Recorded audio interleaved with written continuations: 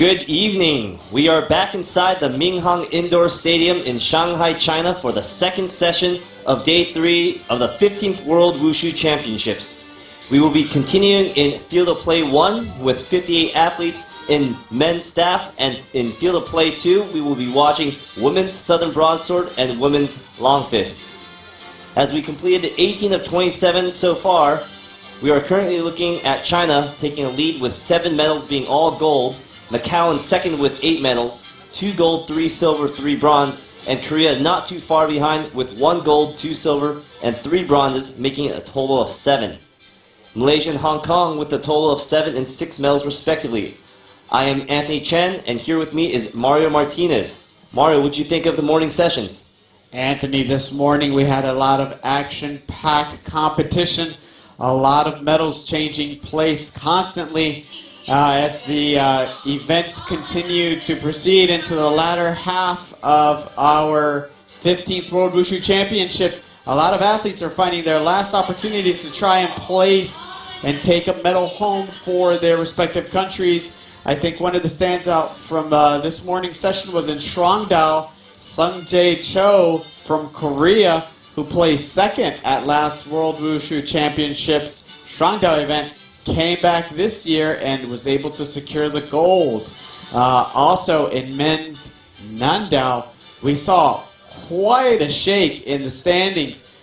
You know, I thought that a lot of the southern stylists would come back and try to repeat their medal placings, but we had a completely different roster of athletes with medal standings.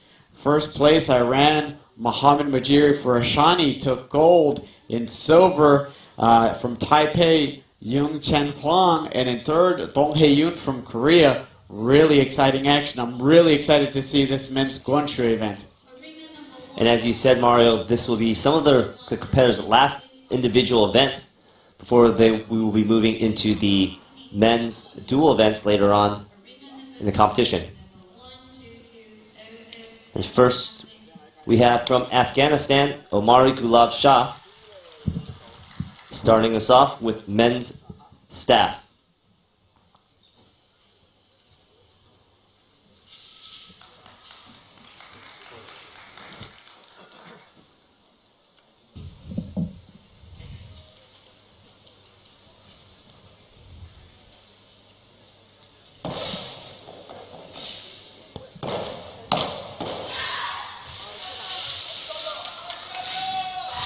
Now, Anthony, what are some of the components that the judges are going to be looking for in this event?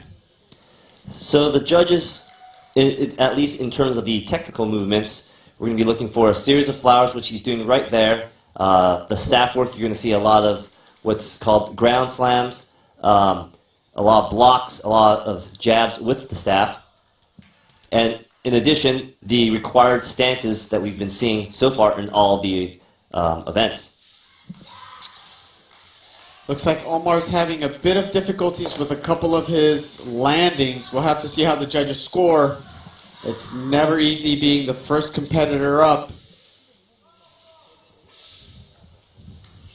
See a jump front kick into a cross-sitting stance. And here we see another series of flowers, required movements.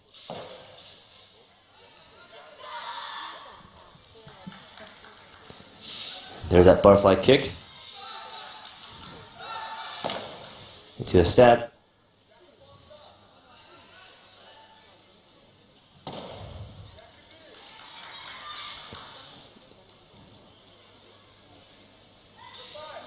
And finishing off with an empty stance. And that was Omari Gulab Shah of Afghanistan.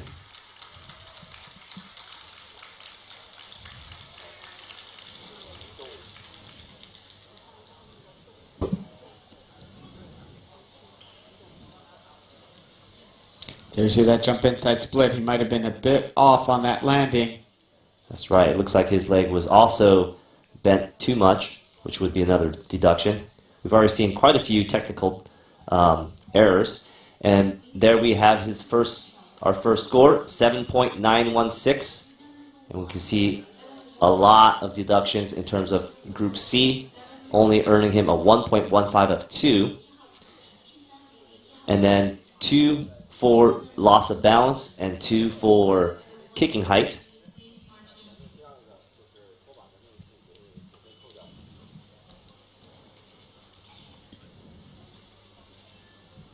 It looks like we had a couple of no-shows, one by gold medalist China and Bolivia.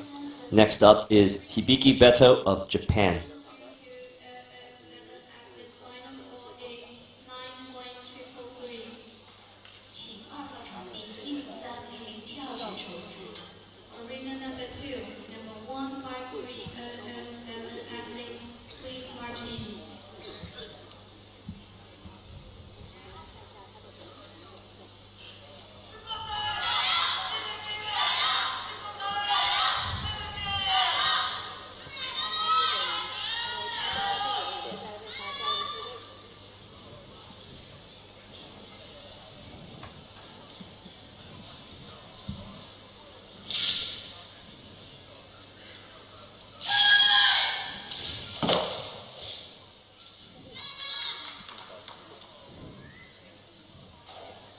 Hibiki sets up for his first jump outside 540 to a horse stance. Looks like that stance might be a touch low. You can already see the difference in level of the control of staff. Butterfly twist to jump inside 360, jump front kick to cross sitting stance. Here we see some required flowers.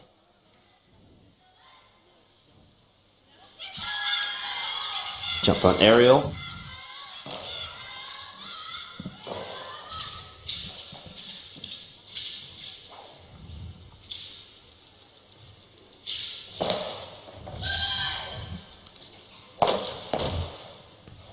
And Mar, we've also seen some other required movements in the staff. You see a lot of cloud movements, and that's when the athlete swings the staff over the head. And there's another one.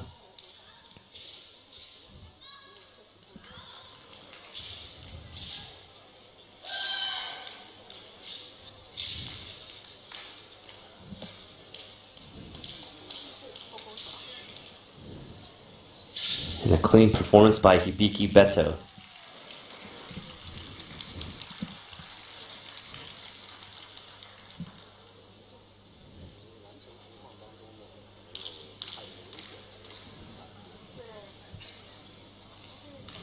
There's that jump outside 540. You can see that his hip was a little bit below.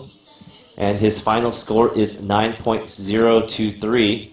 With a deduction for his first jump outside 540 being under-rotated, and a deduction for contact with himself, or in this case, himself. Next up, from Egypt, we have Amir Kassem. Looks like we've had a couple drops from this event.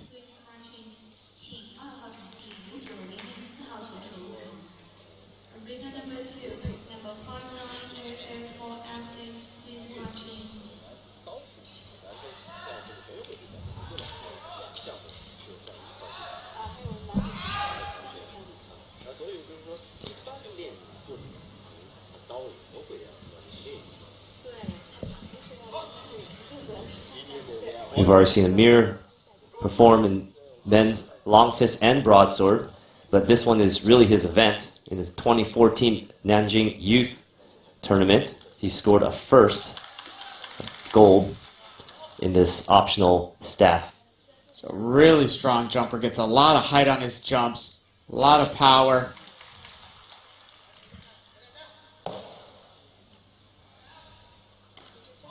Jump front kick aerial into a jump inside 360 to a horse stance landing.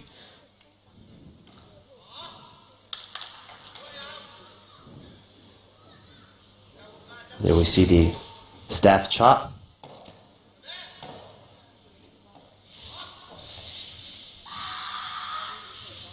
There, looks like he might have let go of his staff. That's going to cost him a point.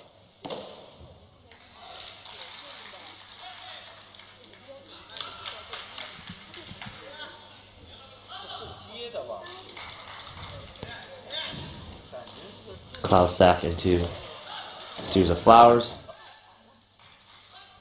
Looks a little shaky in his stances. Also, that empty stance might be a touch high. We'll see what the judges think.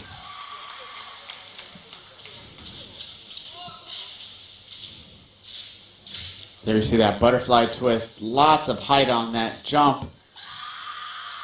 Just jump inside split. You can just see the amount of height that he gets. Unfortunately, it looks like he did get hit with a few deductions. 8.790. Overall C-score 1.70. Looks like he missed a couple of movements in his difficulty techniques, and then a couple of deductions in his Group A score. And that's okay. It looks like he will be competing later on in the men's duel and the new group event demonstration. And our next competitor is from Indonesia, Seraf Naro Siregar. We also seen him compete in men's long fist, very close to the top, scoring 4th in men's long fist.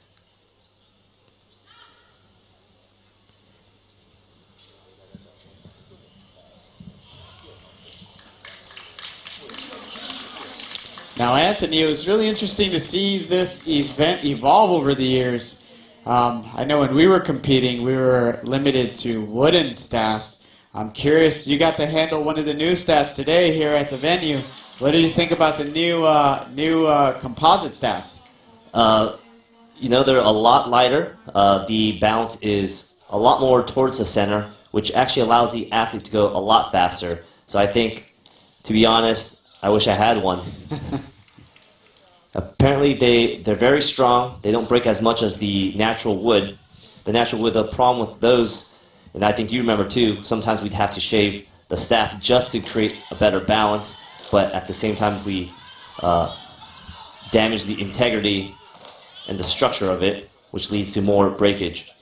Yeah, I like the overall consistency of composite staffs too. You know exactly what you're going to handle. And even if you change staffs, you know it's going to be consistent as opposed to wood. That's right. Sometimes you can never quite get the balance. You have to play around with it a bit. This is pretty much a done deal, and you're good with it. But they do break. Some of these athletes are incredibly strong, and I've seen a couple of them shatter, and it's not pretty. And that's right. And as you said, they are pretty consistent in weight, all determined by height. So if you do break it, you could just grab one just from outside at the vendors. Seraf doing a really great job. We'll have to see how he scores. We're down 8 competitors in a field of 58. We had quite a number of no-shows. Really strong score, 9.613. Very strong, perfect A score, perfect C score. Overall B score of 2.613. Now, what we've been seeing at this championships is 9.6s are typically being able to finish in the podium. But again, you never know. We've got 58 total athletes competing in this division. We had China withdraw, a couple of other athletes withdraw, so that may change the rankings around a bit. We'll have to see.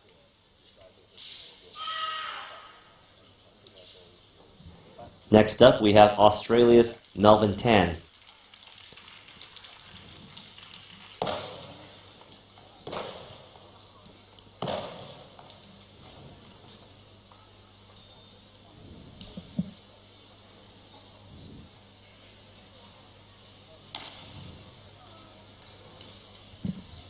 That was jump outside 540, jump outside 360.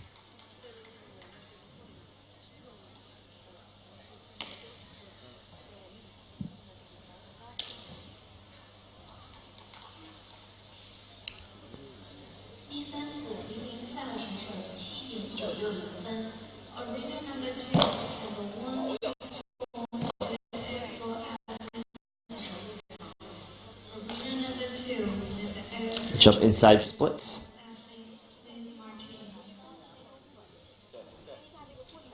So Mario, a lot of athletes are allowed to choose a different type of connections out of their jumps. And we've seen horse stance, we've seen drop stance, we've also seen splits. In your opinion as a coach, what would you prefer your athletes use? I think it just depends on their strengths. I think the biggest thing, I'm always an advocate of trying to showcase my athletes' strengths and minimize any types of weaknesses. I like horse stance landings. I also like split landings if the athlete has the flexibility. So depending on which tends to be stronger, I think horse stance is a safe way to go just because it's a very stable platform. And even when you have rotation, you're able to break on the landing. We've seen a couple of different variations now, people landing in bow stance. I even saw, I think, somebody landing into a drop stance. I think those definitely have you stand out, but I think that they're a lot more challenging to execute. And I think split is also good, but you have to have good mobility. We've seen a couple of deductions in landings in splits where the front foot touches the ground. Final score for Melvin, 8.830. And there we have our first 64 deduction. That is in regards to his flower movements with his staff. No obvious horizontal circle formed.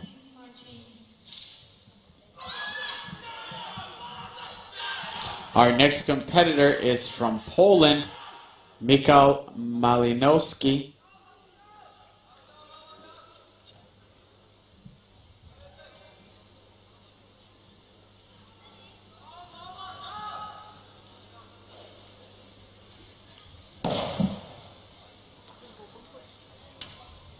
Setting up for his first difficulty, butterfly twist.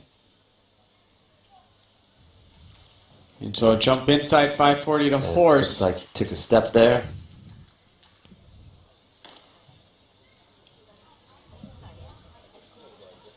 Now, Anthony, I will say that although I prefer horse stance landing, jump inside 540 to horse stance is a very difficult technique to land, particularly because of the rotation that's required. You typically end up almost facing with your inertia pushing you backwards. There we see a little bit of difficulty on that horse stance landing. He was able to hold on to it, but he definitely had a loss of balance there, and it'll be up to the judges to see whether he executed it. There we also just saw him catch his sleeve with his staff.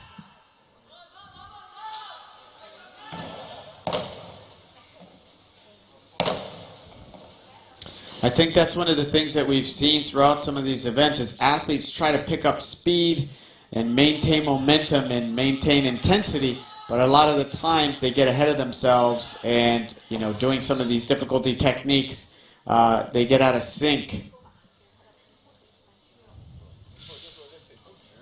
And there's empty stance.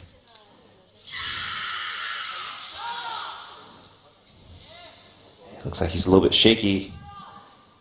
And that was Michał Malinowski of Poland. We've seen quite a few technical deductions, quite a few loss of grip and balance.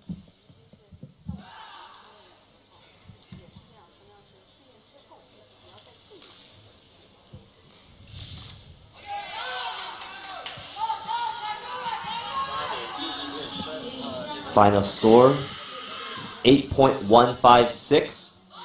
There we see those deductions for loss of balances, loss of grip, and for the empty stance and drop stance. You can see here earlier on he had a bent leg, extended leg. And there we have our next competitor entering the carpet from Taipei, Semin Tai.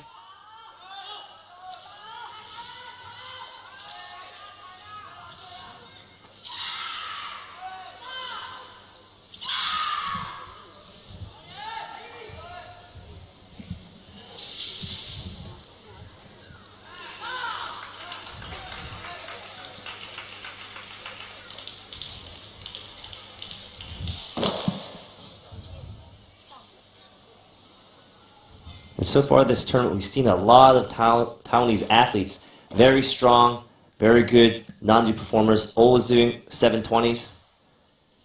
In this case, Semin Tai, a little bit newer, doing 540, playing it safe.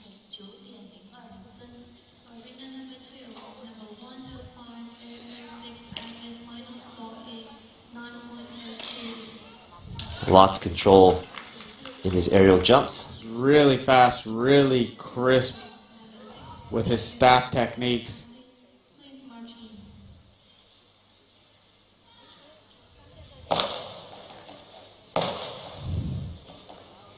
Here we see him picking up some speed. Good set of complex combinations.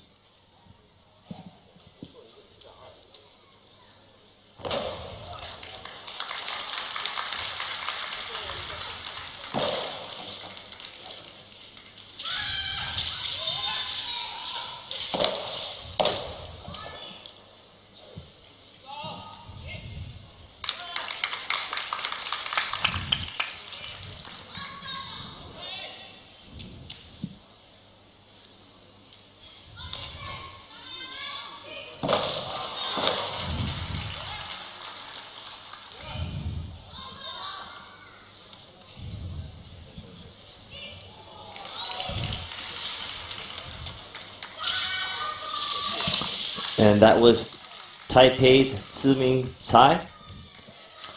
It's a pretty strong performance, Anthony. I think that might be able to break into the top three. Currently, third place stands at an 8.83. Definitely some room. But again, in order to secure a medal, he's going to have to score at least a 9.6. And he does it. Definitely 9.626. Perfect A score, perfect C score. Really strong B score. That takes the might, lead. yeah, that might be able to stay up there for some time.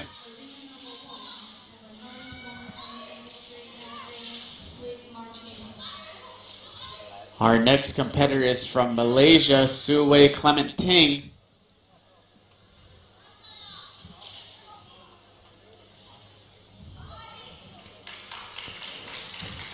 Suwei's a very strong performer in men's staff.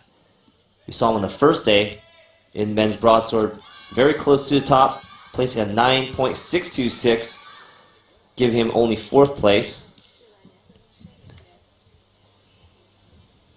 We'll see if he can maintain that ability.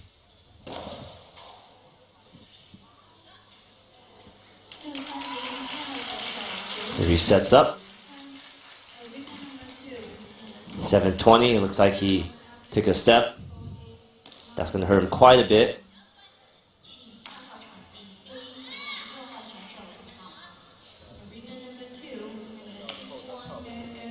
Jump outside 540. You can see the height all the time he has just to land into his stances.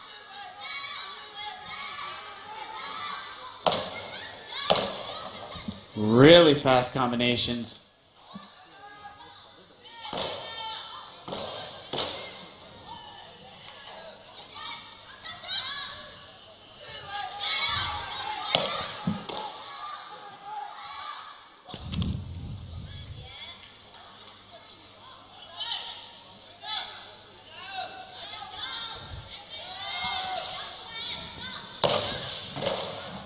And just his staff work is very sharp. You can see his lines are very close to his body. All his moves have a lot of martial intent. It's really intricate. He has a lot of really difficult combinations. You'll see him slam, go into taps, body turns, and just the way that he weaves everything together in his routine just requires a high level of athleticism and just overall skill and fundamentals.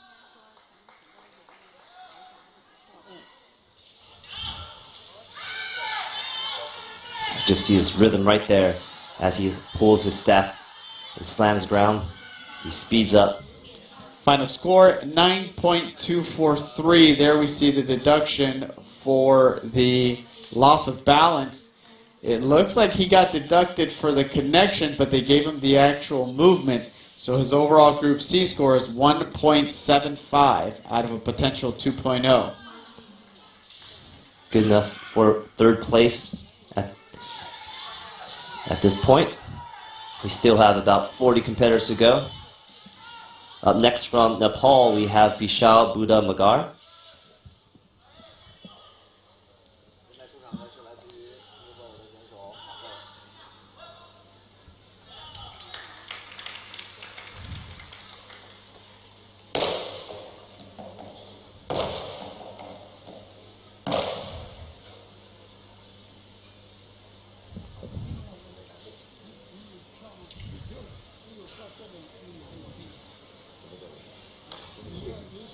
So Mario, I don't know if you saw the his setup into the jump outside 540. He had a single knee raise. That is now a deduction code according to the new 2019 rules. A lot of athletes use that to set up, but a lot of them are keeping their knees a little bit too low. The requirement is to have your knee above the hip and with your toe hooked in.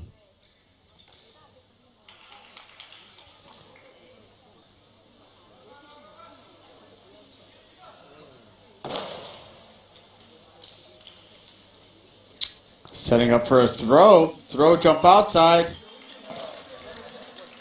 Really difficult technique to execute. He's putting in some really complex combinations and difficulties trying to stand out.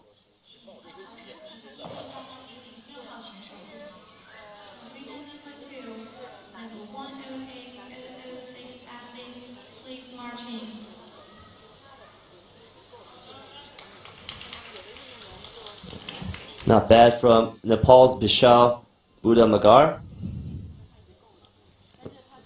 I think that first jump outside is going to hurt him.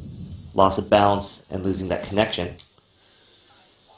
Yeah, we're looking at the top podium finishes being at a 9.6 with even with a 0.1 deduction. It's going to be quite difficult to break into that top 3 position.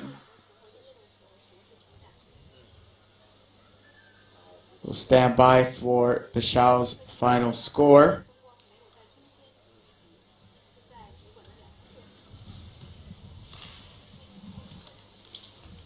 Final score, 9.070.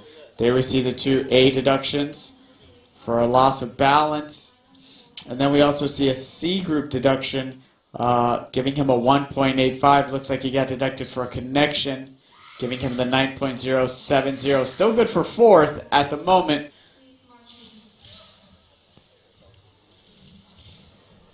Next up from Canada, we have Rex Slam.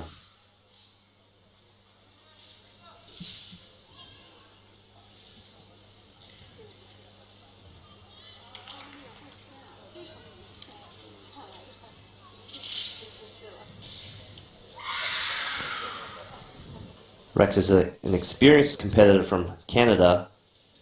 Fairly high scores so far in this World Wushu Championships, all above 9. I think this could be his event.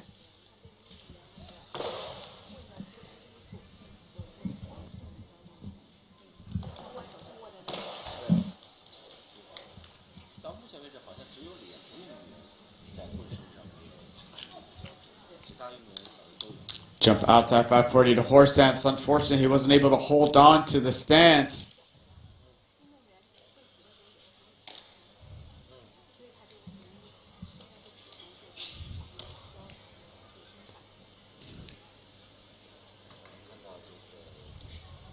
Now, Anthony, curious, how do the judges judge the difficulties if an athlete isn't able to land it? Like, let's say he hits the stance and then moves out of it immediately. So in that case, it's going to be determined by 2 of the 3 judges if they confirm or not whether he's hit that transition. And in this case, most of the time the judges will consider it as long as there's no obvious sway in the movement. But at the same time, it is a good idea to move out of it. In the case that he does miss that transition horse stance, he would also get another deduction in the A group for swaying, which is going up one direction and back the other. So moving out in his case, he only went one direction, and if the judges do deduct him for that horse stance, he just has a 0.15 deduction rather than 0.25.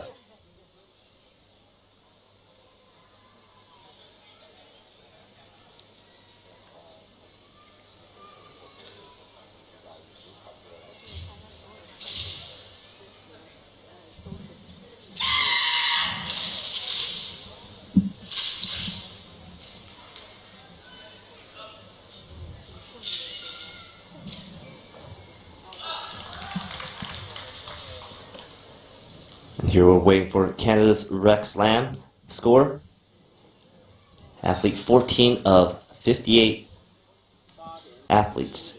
And his final score is 8.97. We do see his deduction for the landing, and he did get a deduction for the loss of balance and the horse stance being too low.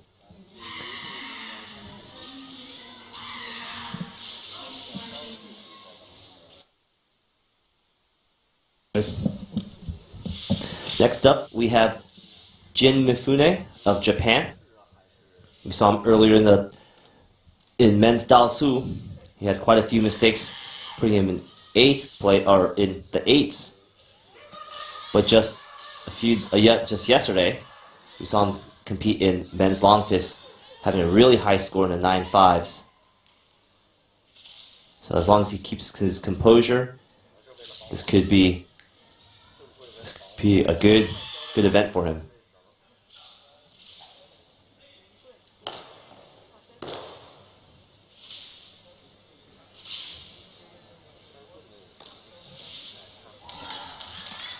Jumped outside 540 to a horse stance. Looks a little low, but just on the line on that. There's an attempt at 720. Looks like he also might have shorted that just a little bit and lost that transition. That's a very risky move. That would be a 0.65 deduction, along with the loss of balance. Very fast movements and staff work.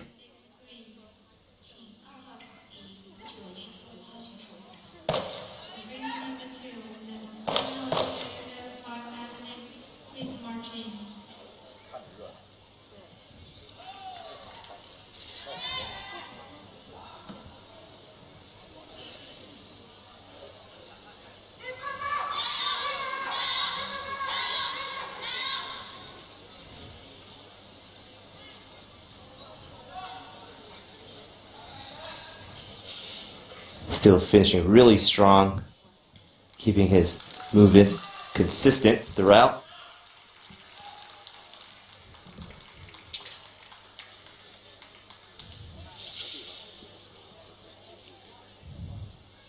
Again, that's Jin Mifune of Japan. Here's his 720. You can see him just close, and his stance work. And he's got a 9.240. It looks like they gave him that rotation, but he lost the connection, which was 0.2, and a loss of balance. So not a bad score, placing him in fourth. Our next competitor is from Russia, Kirill Bondarenko. Kirill, one of our younger athletes at this World Wushu Championships, only 16 years old. Started training at the age of 5.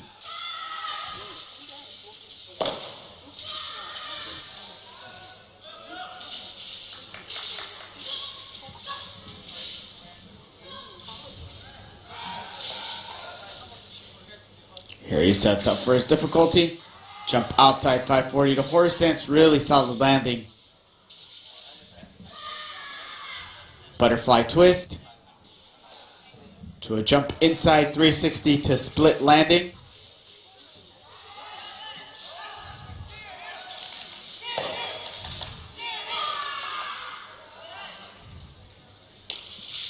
Jump front kick aerial. Into a jump inside 360 to horse stance.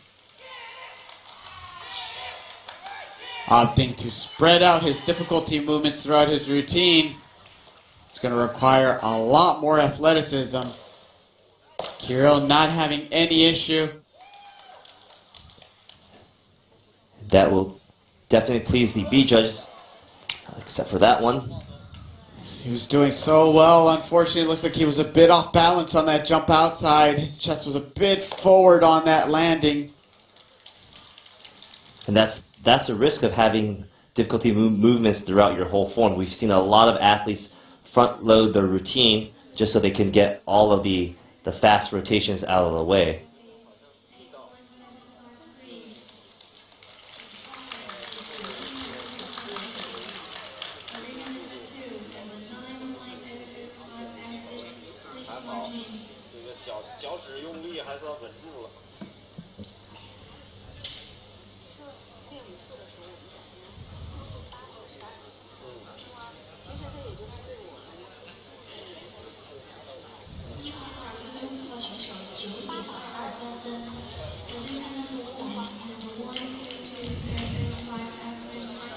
And final score for Kirill of Russia, 9.223.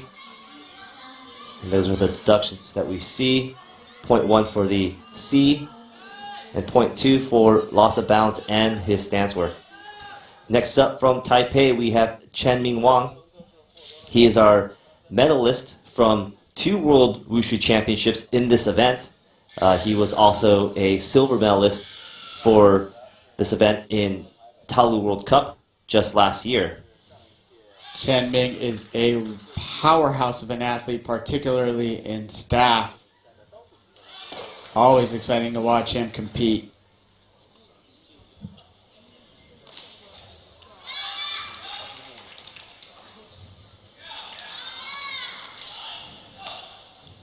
Jump outside 720 to horse stance. Looks like he lands it very well. Butterfly twist to a step out, jump inside 360, landing in a split. Really difficult combination, not needing additional steps to take off.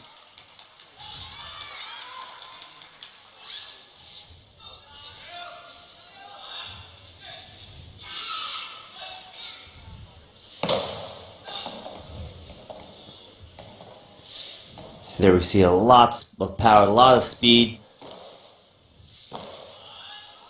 Very good rhythm. His lines are very clean and close to the body.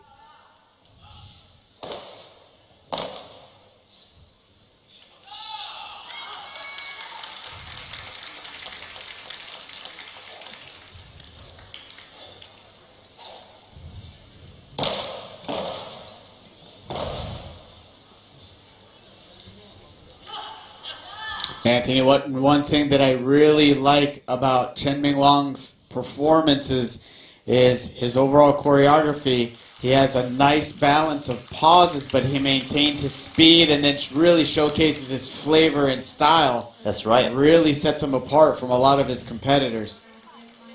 And here he makes it very clear that he can go fast and make very sharp, abrupt pauses in his routine. Even got a little bit of spunk in his opening.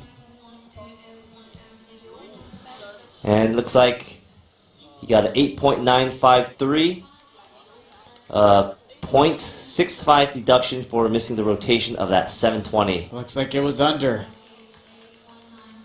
And there you see just how much one movement can impact your overall score.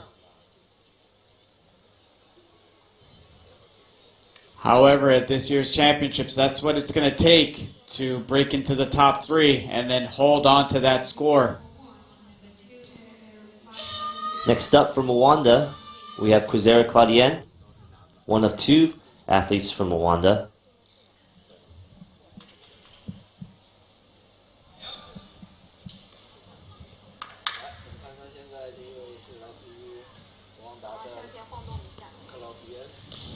And so we've seen our Rwandan athlete competing with the 3rd compulsory routines so far, and doing that would exclude you from having a C score. So the highest score he can get is a 8.0. It looks like he went out of bounds there.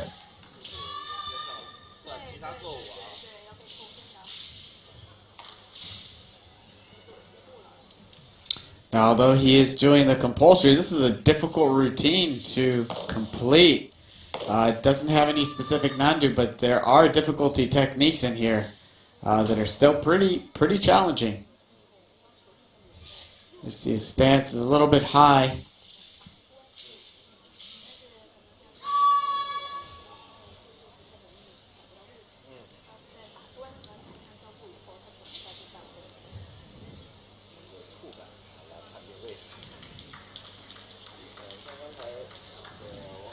Looks like a loss of balance in his drop stance.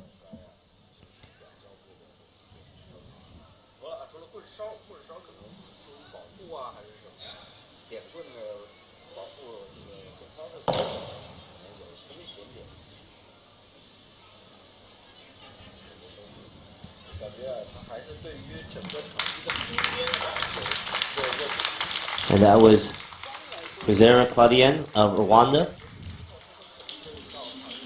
performing a third set compulsory for staff.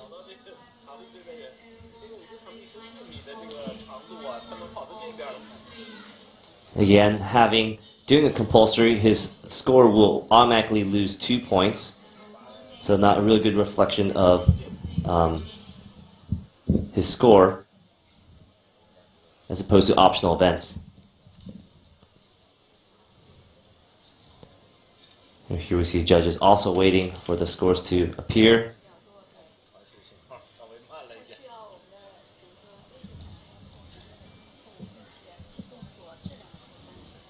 And Mario, we were talking about there are certain requirements for the weapons, and in particular we're watching staff, and we see in this shot that the staff is below his height.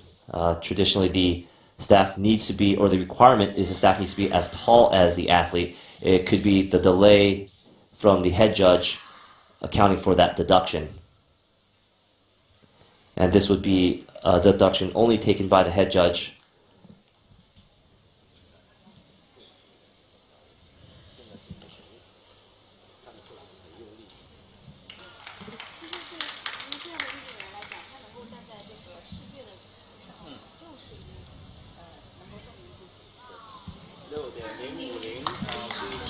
And final score for Kwizera is 6.05. We see a lot of deductions for loss of balance, additional support, contact with the athlete, and out of bounds twice, and 2 stances. And again, no score for his C judging panel.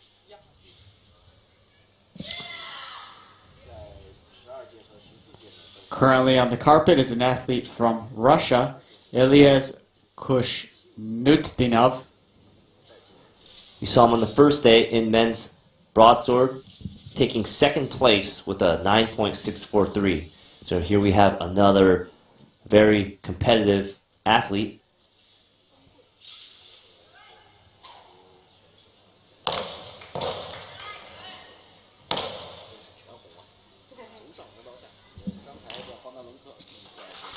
That was a very high jump inside 360.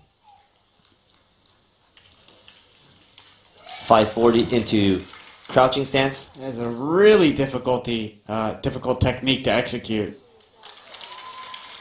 That's sure to please the B panel in terms of difficulty.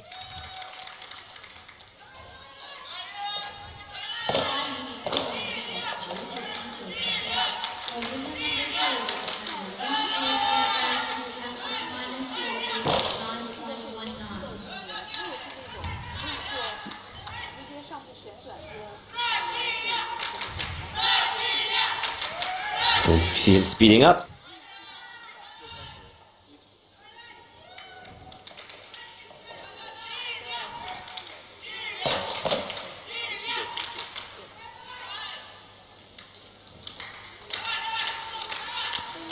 Here's Elias closing out his routine with flowers.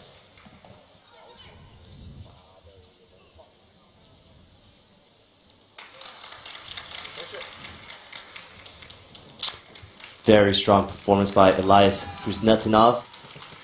I didn't see any technical errors. Did you, Mario? No, that looked like a solid performance. And Anthony, we were just talking about taking risks. This is a textbook example where taking risks really pays off. That jump outside into that drop stance was amazing. And sure enough, final score for Elias, 9.606. Currently good for third place, and he raises the bar.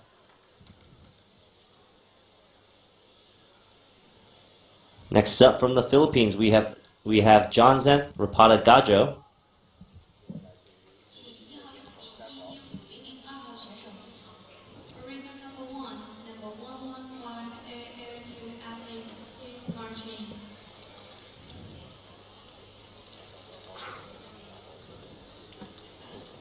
the current standings, we still have Taipei's Tsai, and then Indonesia's Sarafnaro Siregar in second, and our last athlete from Russia placing in third.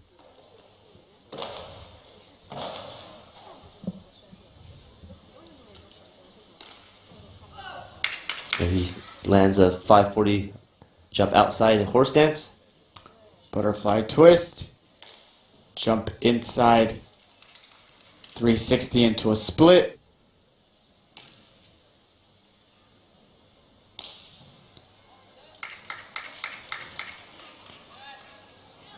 Clean execution of his jumps. Now he's really got to turn it up. It's going to come down to that overall B score. Unfortunately there, his hands get caught up in his weapon. That's going to cost him a point.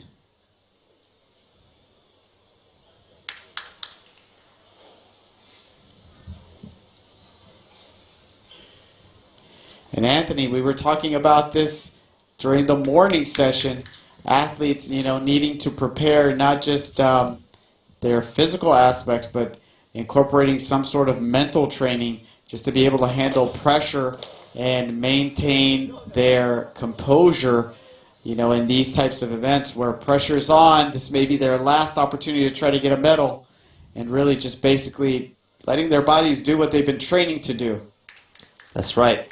I'm pretty sure a lot of these athletes have been training for several hours a day for many years just to come up for 1 minute 20 to perform. So the pressure is really high, and there's not many opportunities for any athletes to compete at such a high level.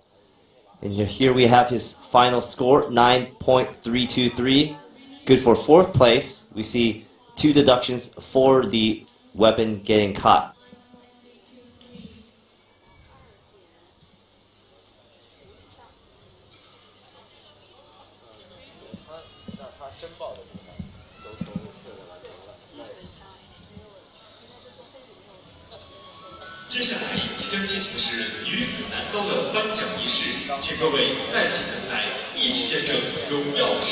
And it looks like field of play 2 is has finished up women's Nandao, Southern Broadsword. So they're switching up into women's Tangchuan in field play 2. You can catch Alan Tang and Paula Amidani over there. The judges in field play 1 are also taking a break. We are currently at athlete 22 of 58. The current standings is Tsai from Taipei with a 9.626. Not too far behind, we have Sarafnaro Siregar of Indonesia with a 9.613. And then third, we have Elias Kuznatinov of Russia with a 9.606. And it looks like we will be moving into the awards ceremony for women's Nandao. We'll be continuing shortly in about 10 minutes with field play 1. Hold on tight for the awards ceremony.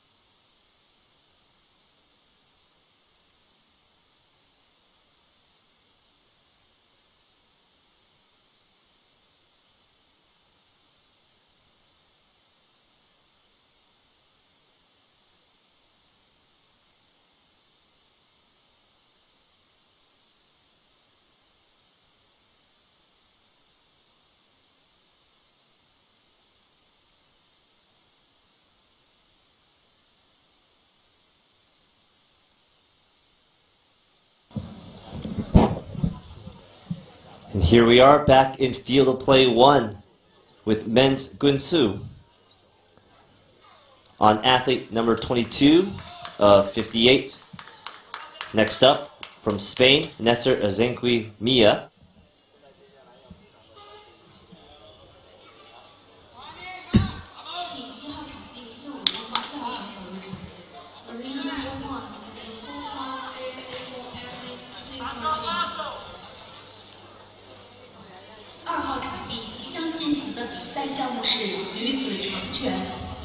The coming up event on the second arena is women's long fist. He sets up. Jump outside 360. Jump front with no transitional landing.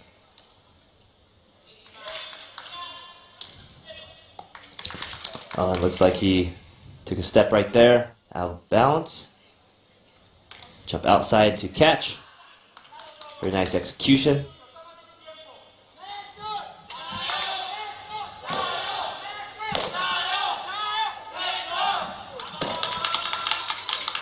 You can hear his teammates cheering him on.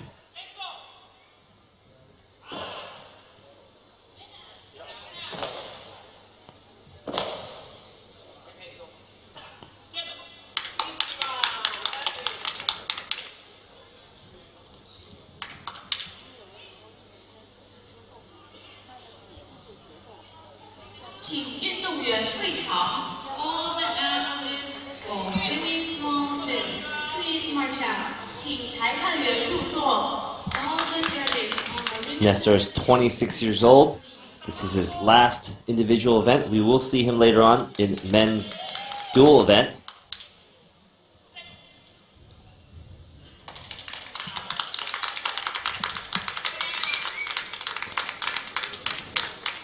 Not bad performance by Nestor Azenqui Mia of Spain.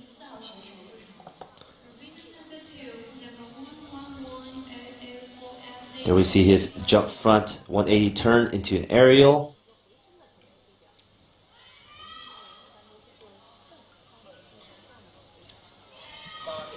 And there's his final score, 8.653. We see about 4 deductions. 1 for his drop stance, 1 for loss of balance, and 2 for contact with his own body with the staff.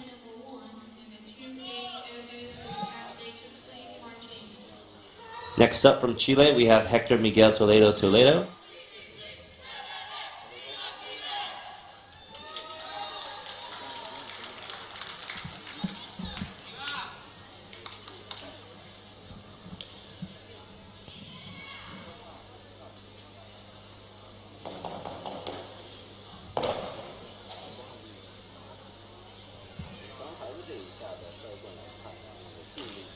Jump outside 360 to horse stance.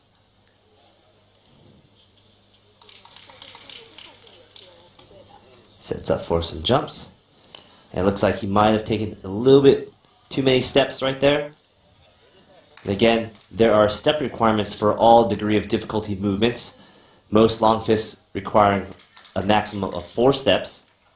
And the count starts when the athlete starts moving in one direction of the movement.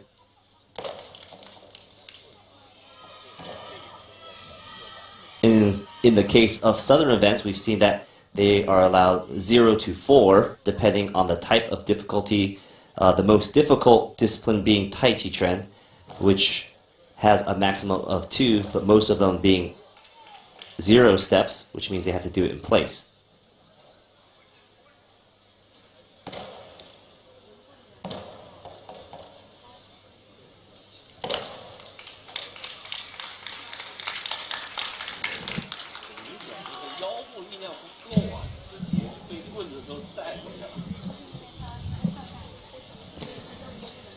There he finishes off with a butterfly kick into a sitting stance.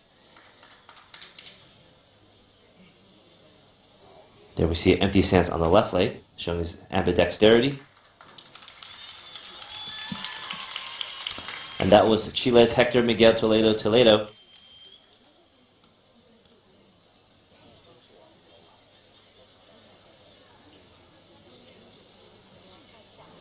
here's the recapture of some of his jumps. We do see in the recap, he can have some palm deductions, the four fingers having to be together. And there we have his final score, 8.366, making him in 15th place with 4 deductions in the A group for kicking height, loss of balance, the drop stance, and the empty stance. It looks like he lost 0.5 from his difficulty movements.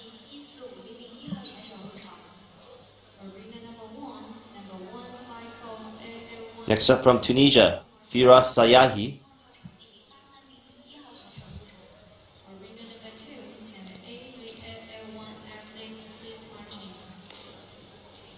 Firas is only 18 years old. He's been training for 10 years.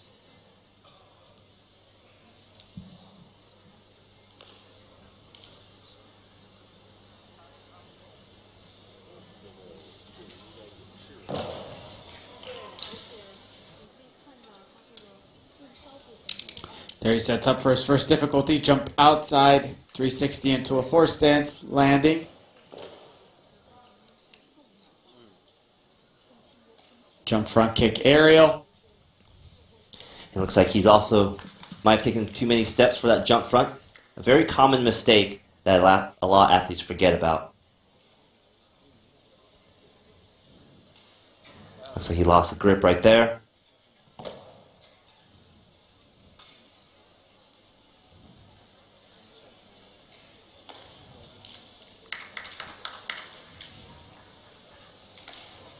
And most of the time, when athletes start their difficulty movements, they're trying to cover the floor. A lot of them usually just requiring 4 steps. In this case, sometimes the athletes forget and take quite a few more steps, which will nullify their whole score just for that movement. So regardless, if they conform to the kicking height, as well as the transitional landing, if they start off with too many steps, the rest of the difficulty movement is not counted. That was Tunisia's Firas Sayahi.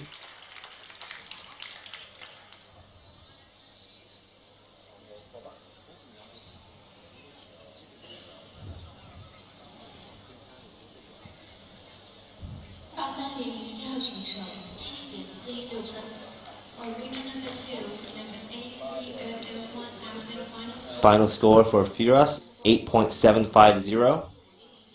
Deduction for loss of grip and his bow stance. And a 0.35 deduction in his C group score.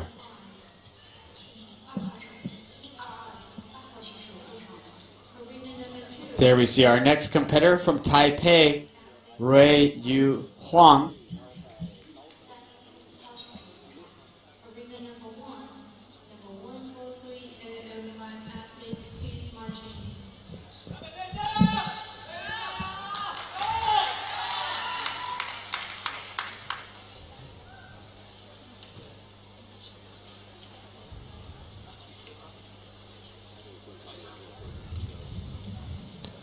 So Rui Huang, new to the Taiwanese team, this is his first World Wushu Championships.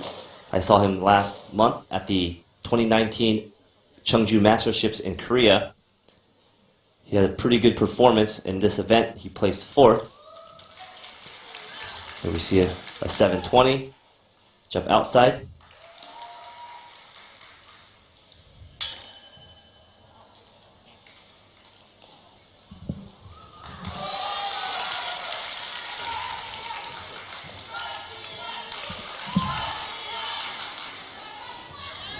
Very fast flowers.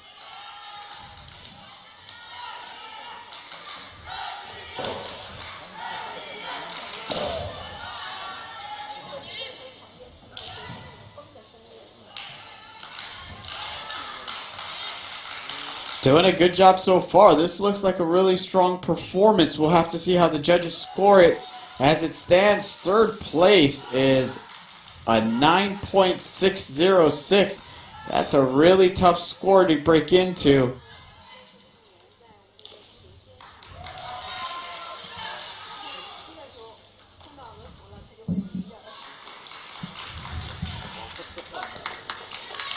There we have it. A very strong performance by Taipei's Ray Yu Huang. In that angle, it looks like he might have been slightly off balance in his 720.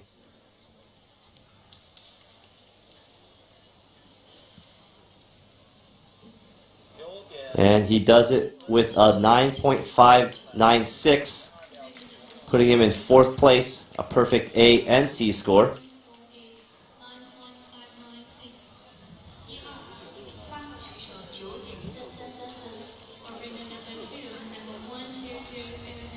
Up next is one of our seasoned vets from Singapore, Yi Xiangyong, very strong competitor.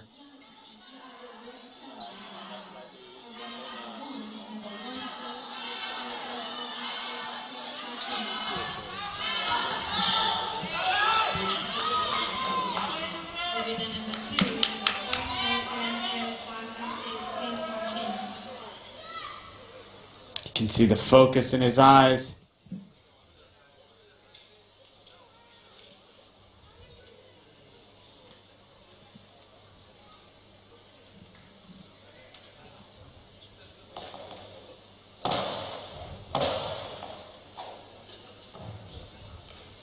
Setting up first difficulty. Jump outside 540 to horse stance. Unfortunately, he was a bit far back. It's going to cost him that connection. Some points. Jump inside 360 to horse. Jump outside 360 to horse.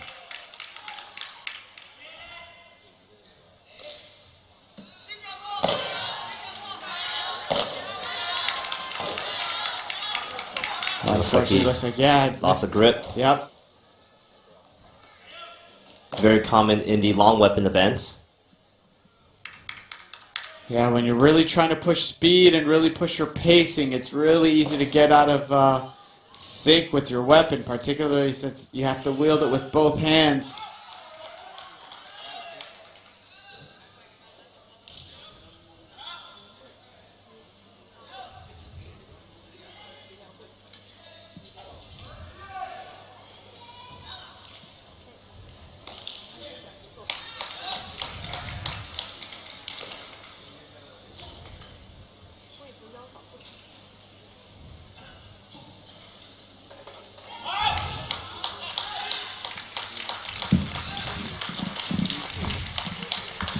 And that was Singapore's Yi Xiangyong.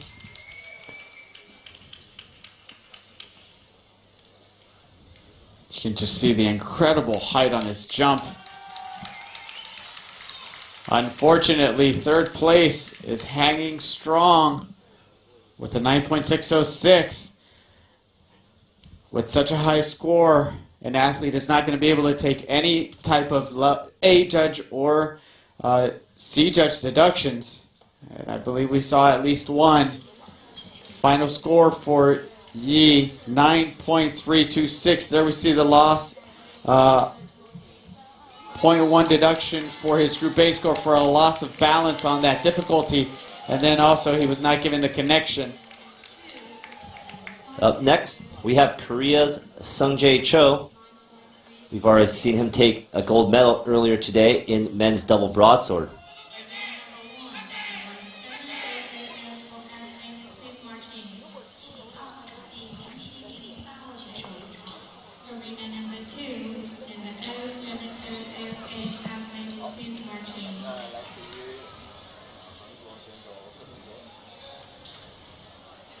And so, Mario, I understand you said that you have seen Sungjae Cho training when you were out in Beijing about quite a few years ago. Yeah, How old was he? Yeah, I won't disclose my age, but just to give you an idea, when I was in China training back in my day, he was there training, and he had been there for quite some time, so he was very young at the time.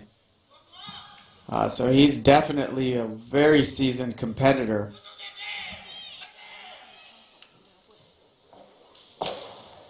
There you see just the overall incredible amount of speed and control that he can maintain with his staff.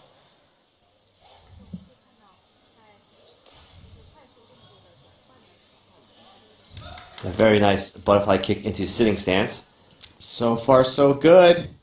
Again, that overall B score needs to be high, and he needs to continue to avoid any type of technical deductions.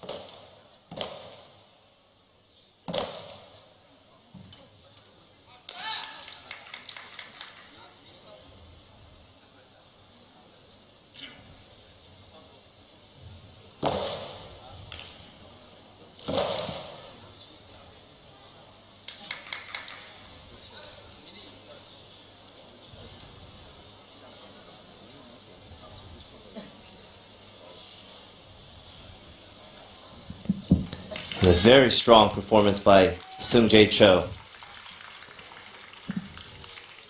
I think with a performance like that, he might be able to break in the top 3. That's the real question. Is he able to overtake the top 3? And then is he able to stay there for the duration? We've still got some very strong competitors in this field. And Anthony, not only did he overtake the top 3, he took the first place, 9.636, pushes the bar even further. And that pushes Taipei's Tsiming Tsai to 2nd place and Indonesian Saraf Naro Siregar to 3rd. So a lot more competitors to go. We are on our 29th athlete, Oscar Condori Quispe from Bolivia.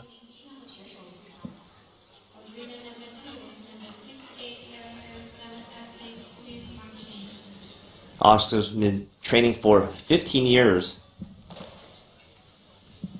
and has been competing more recently in the last 2 years at the 12th Wushu Pan American Championships in 2018.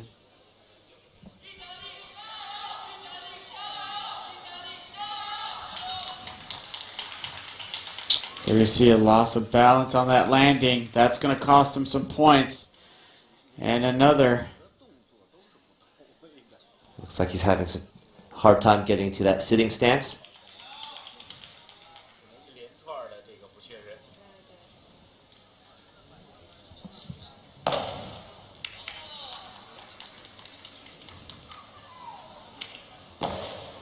And you can see the difference in Oscar's performance. His circles being a little bit far from the body. His eyes not following his weapon.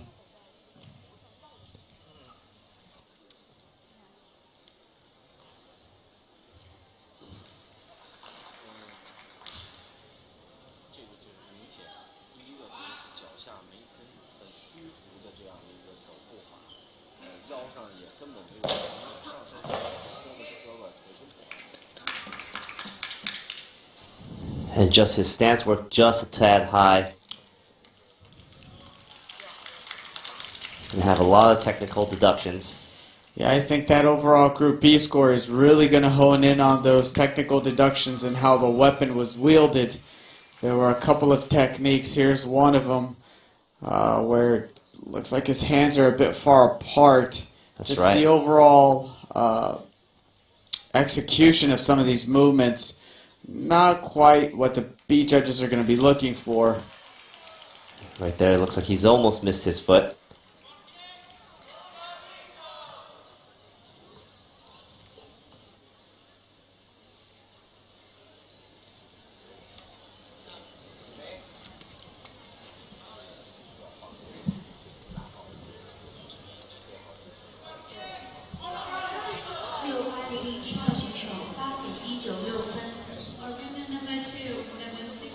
And as we're waiting Oscar's score, we are also watching women's Southern Fist event in field, Long Fist event in Field of Play 2, a very competitive field with 45 athletes. And here's Oscar's final score, 6.656. We see him losing a majority of points for his degree of difficulty, only scoring a 0.3, and a series of deductions for kicking height, stance work, and loss of balance. Next up from New Zealand, we have Joshie James Liu. And we've seen our Kiwi friends with very young athletes.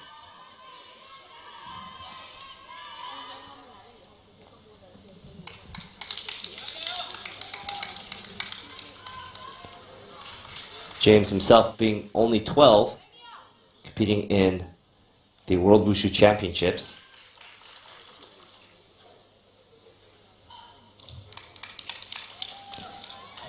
And Mario, I understand there are no age restrictions for the World Wushu Championships, although there is a separate Junior World Wushu Championships. Is that correct?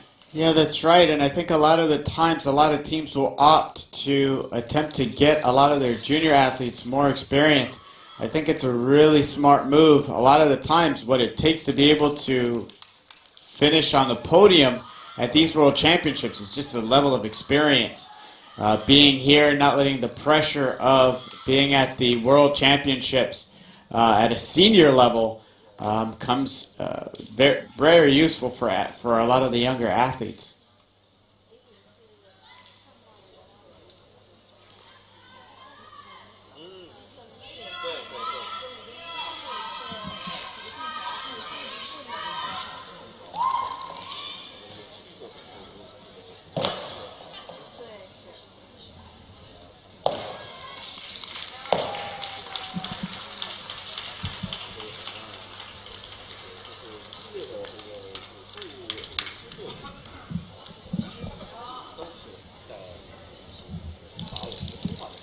You see a little bit of instability there on that cross-seated stance. See that palm.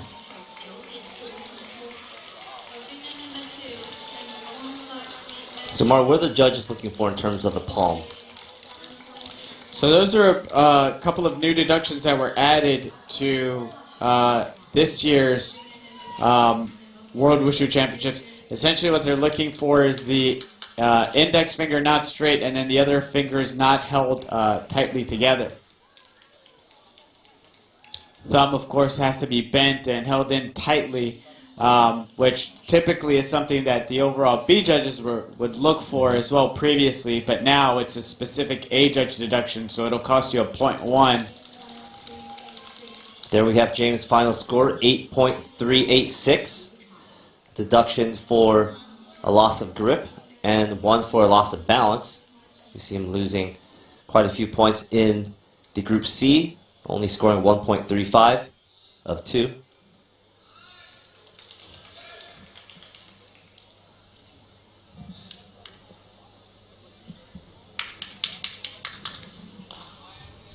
Next up from Algeria, Bodad Yassin.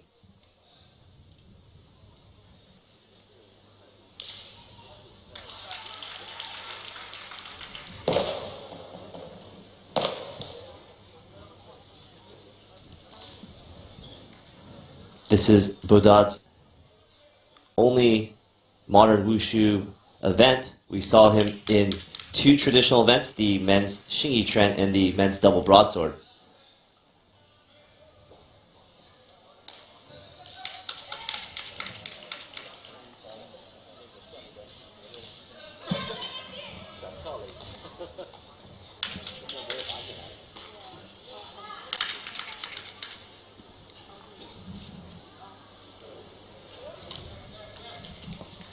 We are just a little past our halfway point in this men's Gunshu or staff event where we had an original roster of 58 athletes, quite a number of no-shows.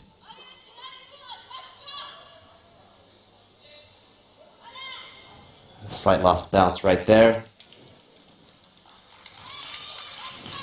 And at this level, just one mistake will cost you.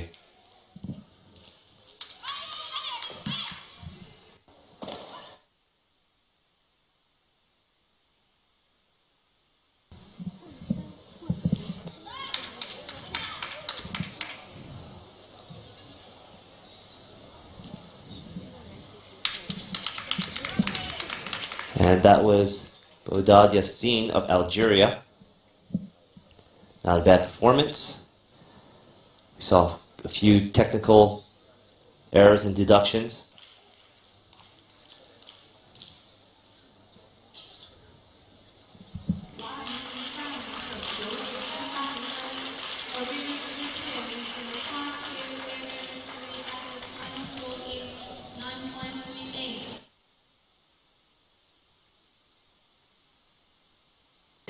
And final score, 6.910.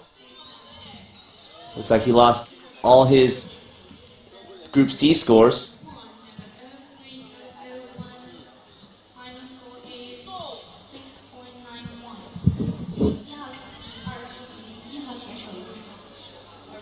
Our next competitor is from Brazil, Brandon Porfiro.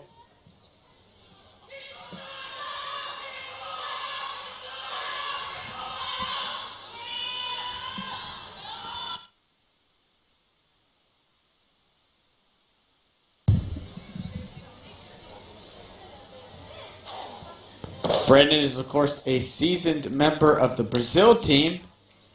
And as I understand in talking with our other co-commentator, Paula Amadani, former many-time Brazilian national team member, Brandon is currently training in China.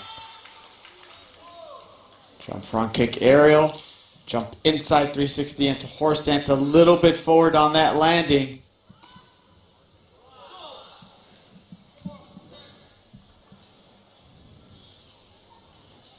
We see his coach on the sidelines, who is actually also his father. I understand Brandon has also been practicing since he was 4 years old. Wushu is definitely a family affair in the Porfiro household. His sister is also competing and on the team at this year's 15th World Wushu Championships.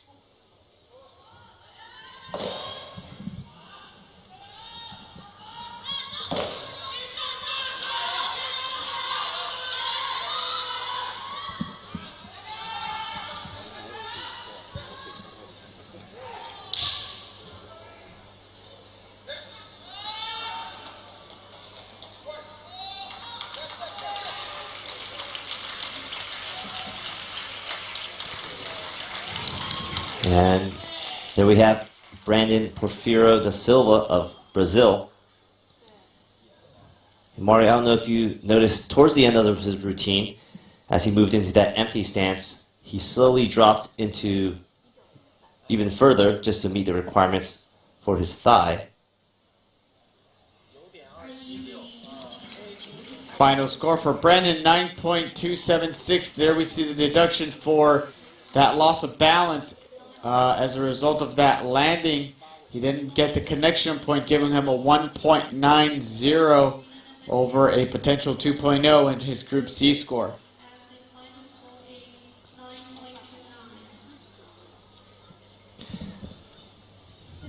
Next up from India, we have Suraj Singh Mayanglabam.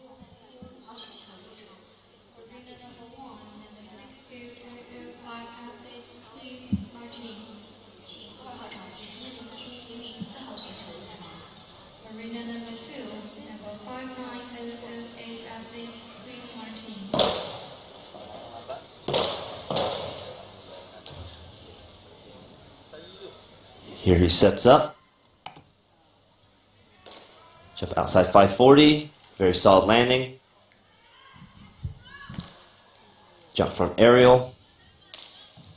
Jump inside splits. You can see he does that with lots of ease.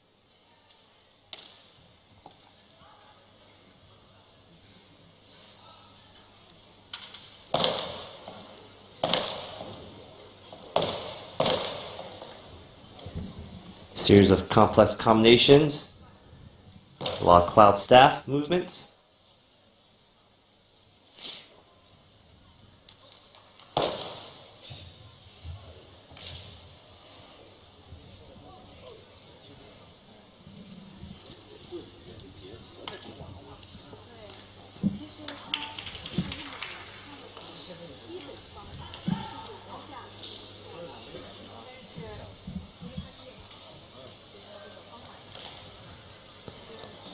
Very clean performance by Suraj so far.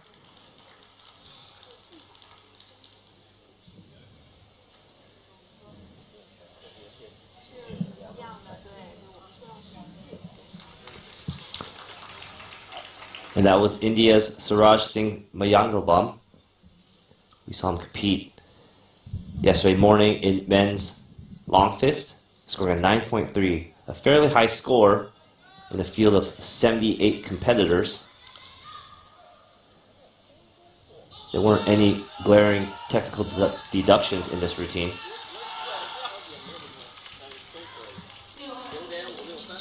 And we have his final score, a 9.563, very high. But unfortunately, the current placing is 6 for him. Just not high enough to be on the podium.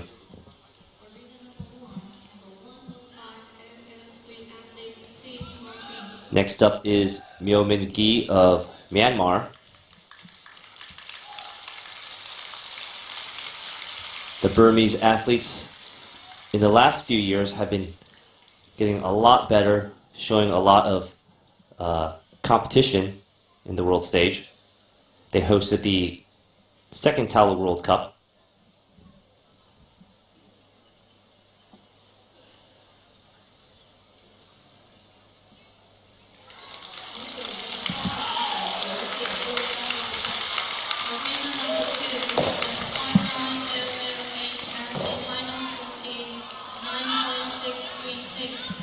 Very fast opening sequence. Here he sets up for his first difficulty.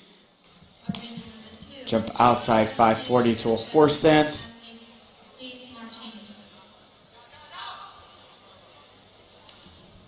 Jump front aerial.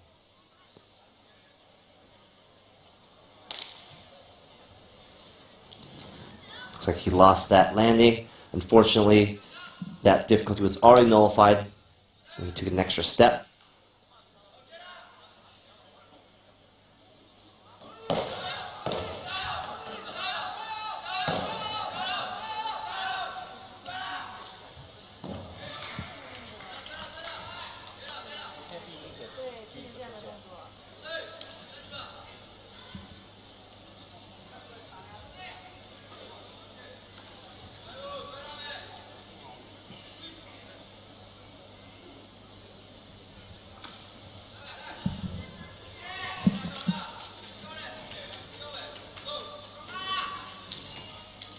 Oh, looks like his drop yeah, sense. a little bit of instability there.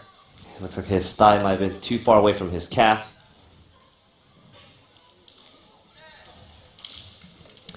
Quite a few technical deductions for Myo-min Gi of Myanmar.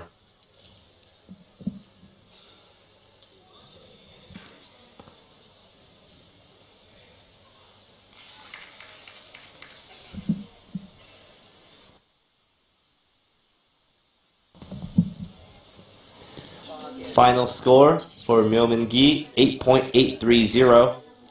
2 deductions for loss of balance. And there we see him lose the full score for that jump inside 540 to horse stance. Our next competitor now takes the carpet. Sujinda Yangrungroin from Thailand.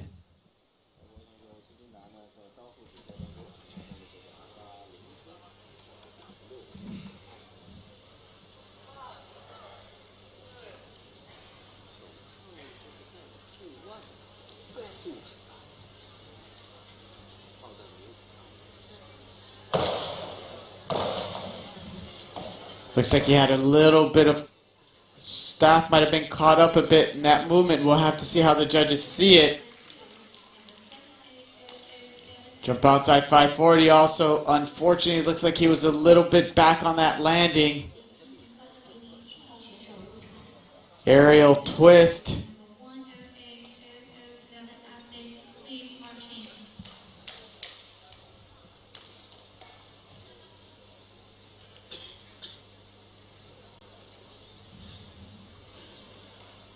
Jump front kick aerial to a jump inside 360 to horse stance.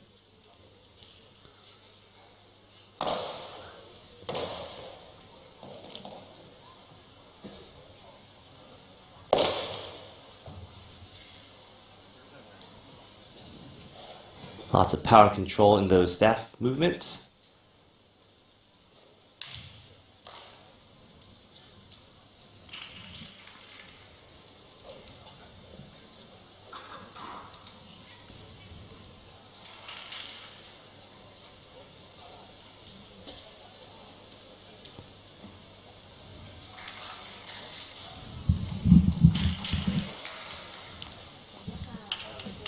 It's a strong performance from Sujenda. Unfortunately, there were a number of technical issues with his landings, and as a result, additional deductions for losses of balance. There we see his aerial twist. Legs were a little bit bent.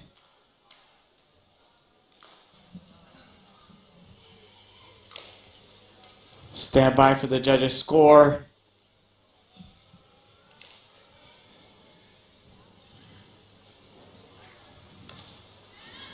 Mario, we're well over halfway through this event. We still have some other athletes to consider. Macau's Anak Inwu and Iran's Amir Mohammad Jerzai Arekamar, and even Korea's Hassan Lee. Sujenda's final score, 9.263. There we see the deductions for the loss of balance. And then we see he missed his connection move for one of his difficulties.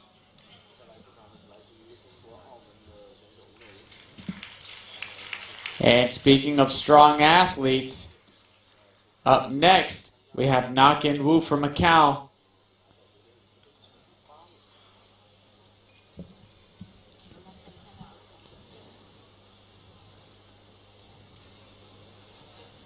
Nak In Woo's been competing in the World Wushu Championships since 2013, a medalist in men's compulsory long fists, and a silver medalist in the traditional Da Dao.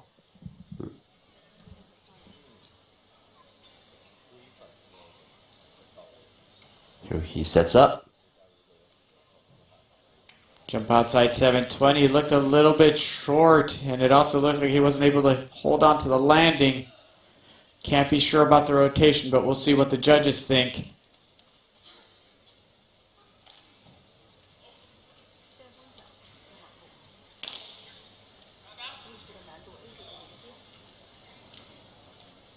Now, typically, I would say that it's probably good for athletes to be conservative, but given the circumstances, when you're looking at breaking into the top three, means besting a 9.613, you really have to put everything out there.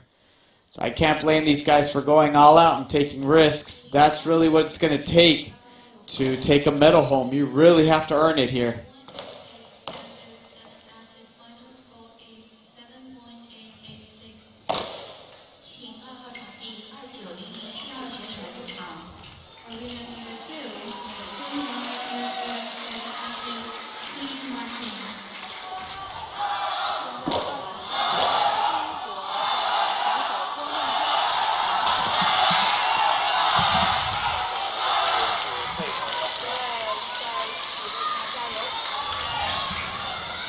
And a good performance by Nak In Woo. A lot of good staff work. Just those technical errors will cost him.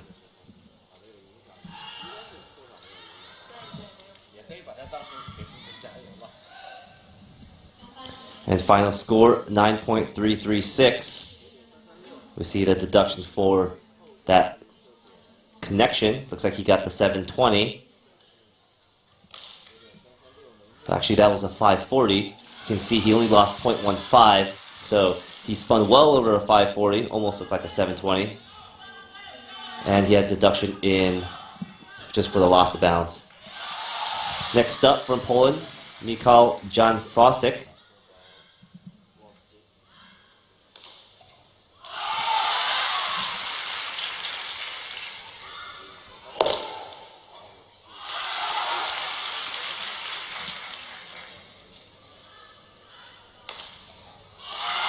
That's 540. Looks like he lost his balance there.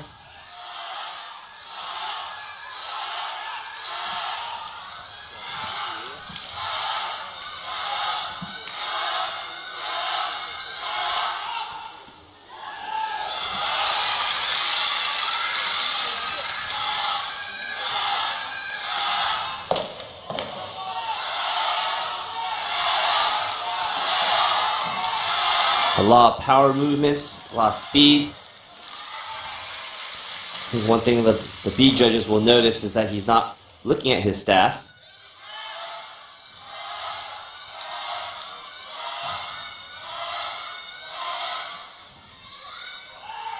And there's his drop stance. The thigh looks a little far from the calf at this angle. We'll see what the judges think.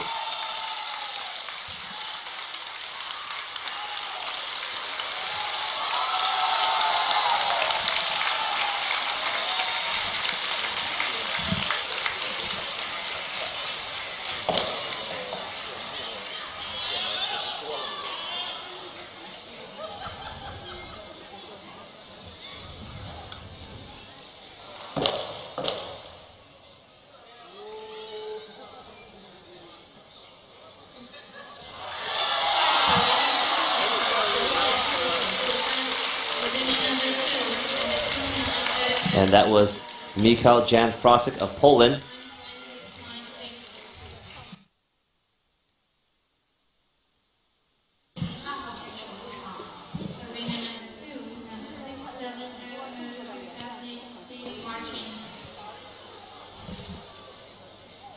Standing by for Michał's final score, 8.306. There we see deductions for loss of balance and that crouching stance we saw earlier. And scoring a combined score of 1.25 of 2 for his C score. And our next competitor up is Amir Mohammadreza from Iran.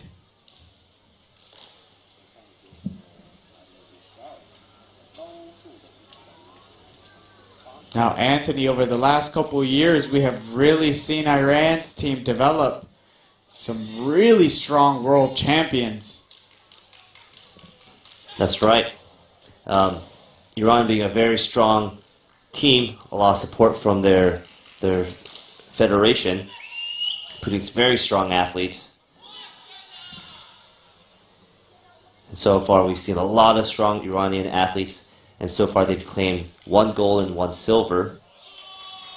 We'll see if Amir can grab them another medal.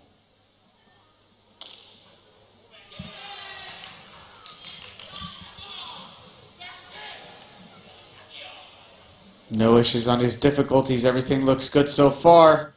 Here's where he really needs to set himself apart.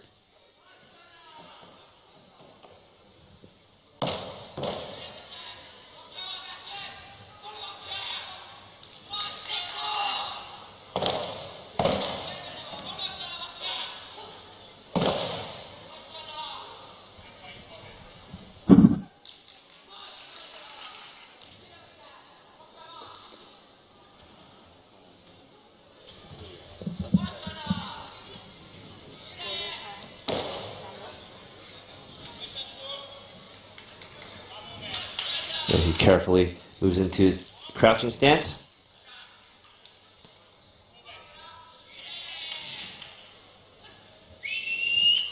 A very powerful performance by Amir of Iran. Now again, as it stands, third place is at a 9.613. We'll see how the judges score it. It's going to be close. 9.583. Looks like the overall B score. 2.583, perfect A score, perfect C score. Unfortunately, that is only good for 6th place. Up next, we have Ha-Sung Lee of Korea.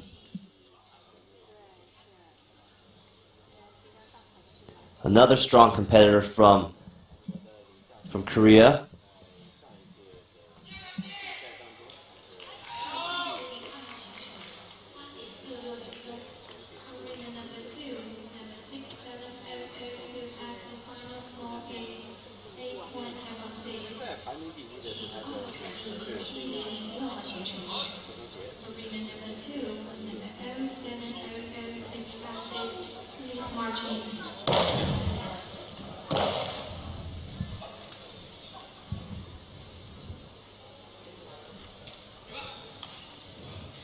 Jump outside 540.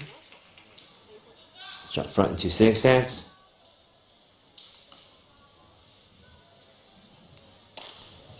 Very controlled in all these difficult movements.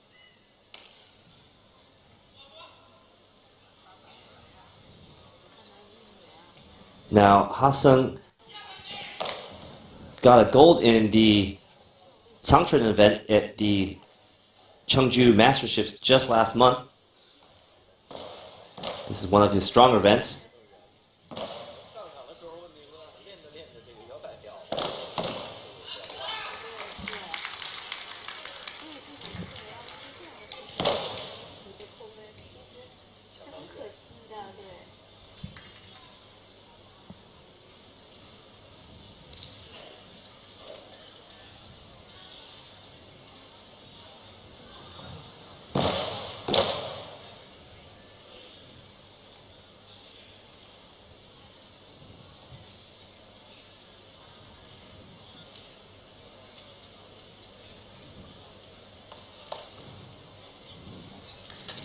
And a very sharp performance by Hassan Lee of Korea.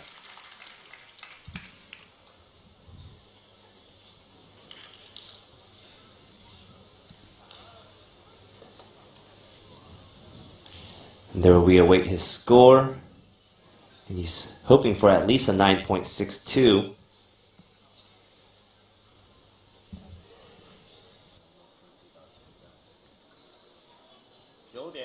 And he does it, 9.626, moving him into second place.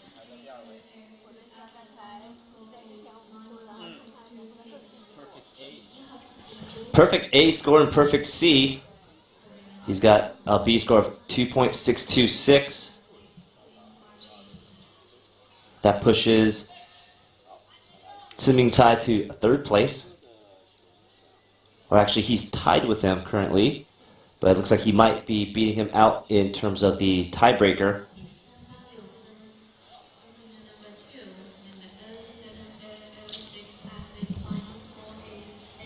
Next athlete is Mexico's Dante Salvador Gamboa Meza.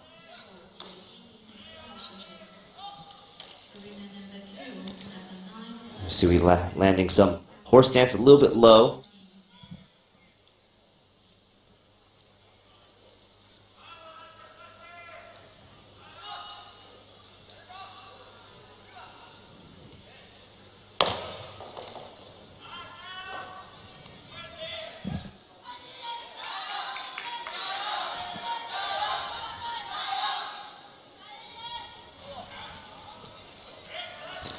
Looks like movements are cut a little short there. Very fast, but not fully displaying his range of motion.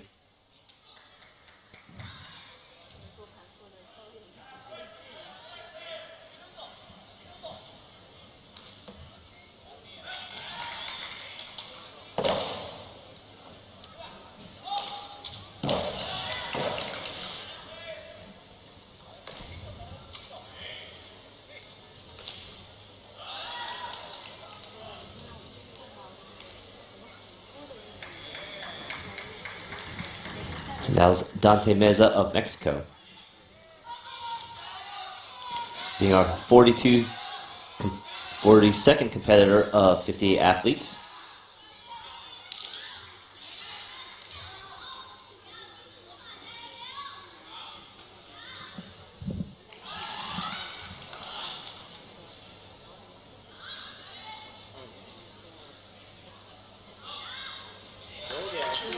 And final score of 9.410, perfect C score.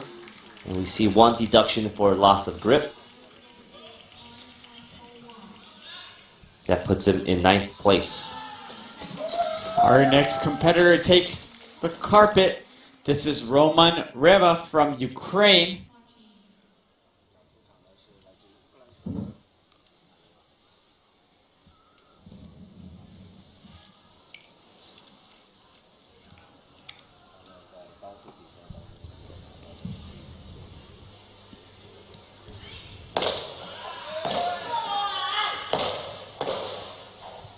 Really fast opening sequence from Roman. A very nice jump outside 540. Very stable in that connection. See his butterfly twist into a jump inside 360 to split landing.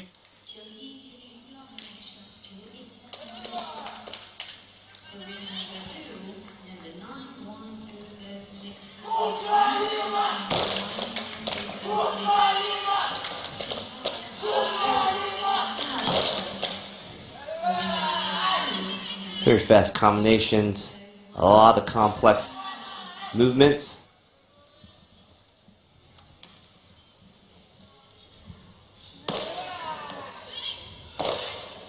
Roman's definitely a strong contender for the podium, placing a 9.466 in men's Taolu earlier in this tournament.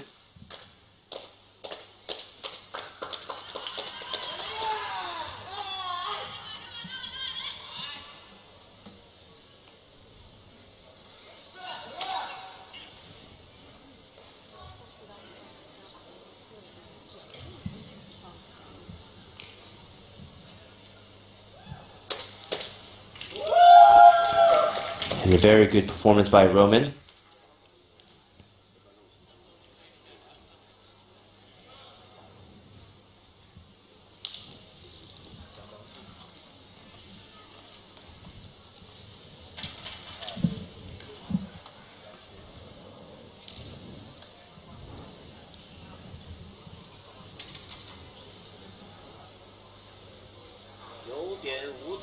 And final score is 9.593. Perfect A, perfect C. Unfortunately, his B score was not high enough, keeping him in 7th place.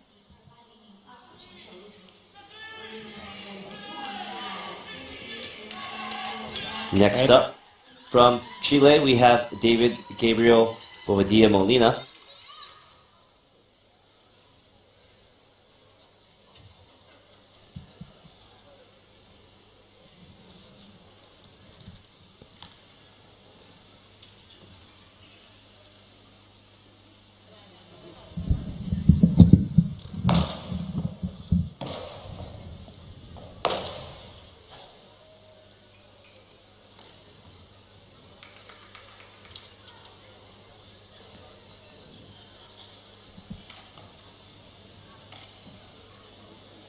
There we see a bit of an issue on Gabriel's landing.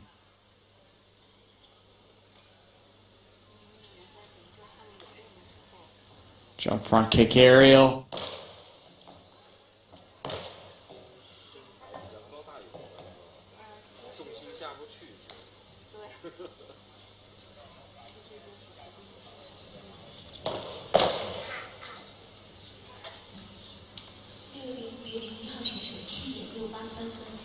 Arena number 2, number 6, and one as the final score is 7.683.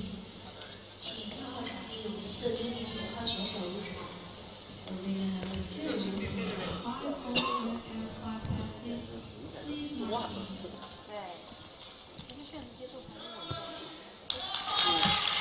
Overall, not a bad performance from David. We saw a couple of issues with some of his difficulties.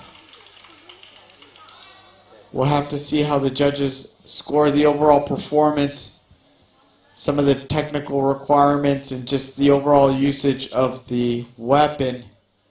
Might be scored a little bit low. There we see his final score, 8.576, with 3 deductions in the Group A, of loss of balance, 1 for loss of grip, and an empty stance. You see him losing 0.45 for a 540 movement. And next up, we have Suwei Joan Lim of Singapore. He is our 3rd place broadsword competitor. Now, Anthony, I'm sure he would be very excited to bring home another medal for Singapore. We'll see if he's able to break into the top 3. Pressure's on.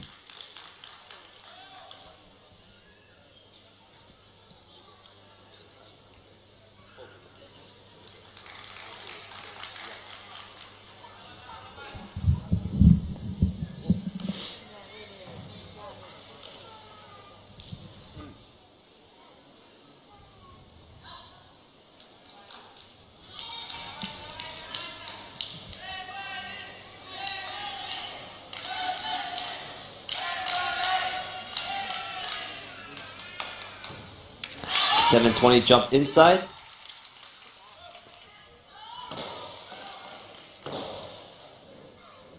Very fast combinations.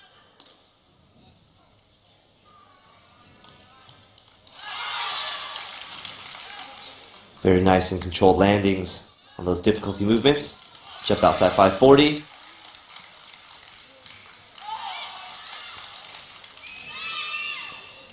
There's Joan finishing up all his required jumps.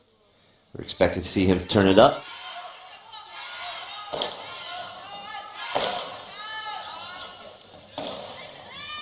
You can just see the level of complexity in his combinations. Really difficult combinations to move in and out of at that speed. Requires an immense amount of control and just really strong foundations in the staff basics.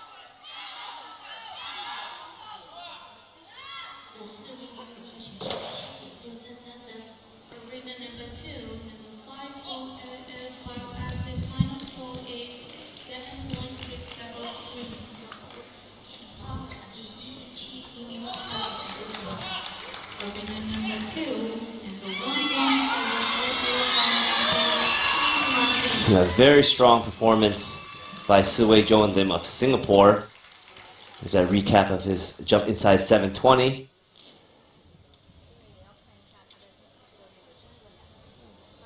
I didn't see any technical deductions. No, that looked really strong. Still third and second place being a 9.626. And he does it with another 9.626, putting him in second place.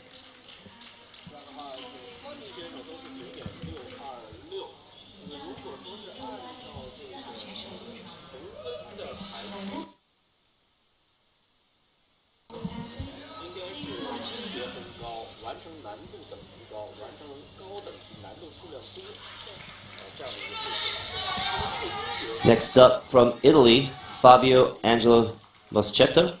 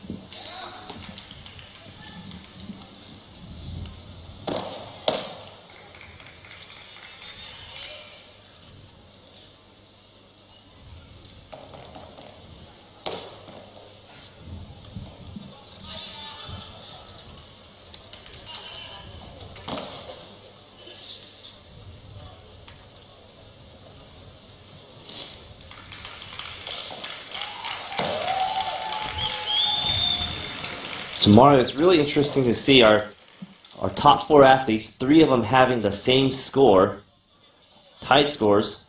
That usually leads to tie-breaking rules. And in this case, generally the athlete who has achieved a higher degree of difficulty will be ranked higher. And we saw that Siwei Joan Lim performed the 720. That puts him up above the other 2 competitors, Ha-Sung Lee and Ziming Tsai, playing it a little bit safer without doing the Group C difficulties. They're now in the second tier of tiebreakers, and that's usually where the judges will be looking at the higher overall B score.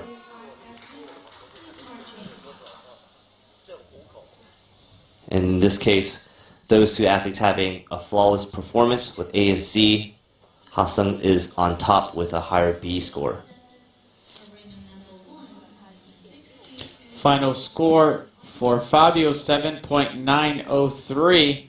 We see a series of deductions for his Group A score and a couple of deductions for his Group C. Overall Group C score 1.25 out of a potential 2.0. Our next competitor is from the United States, Andrew Shi.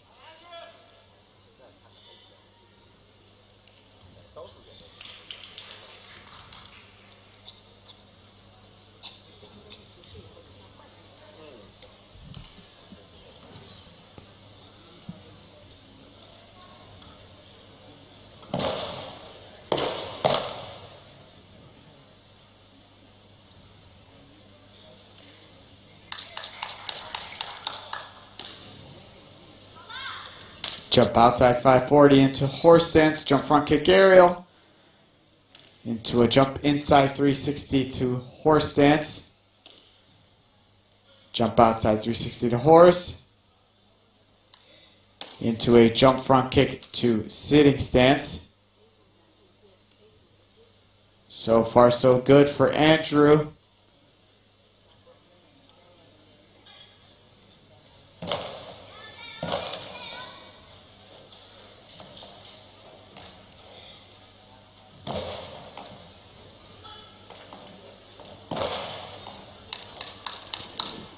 Very nice pickup in speed. Aerial.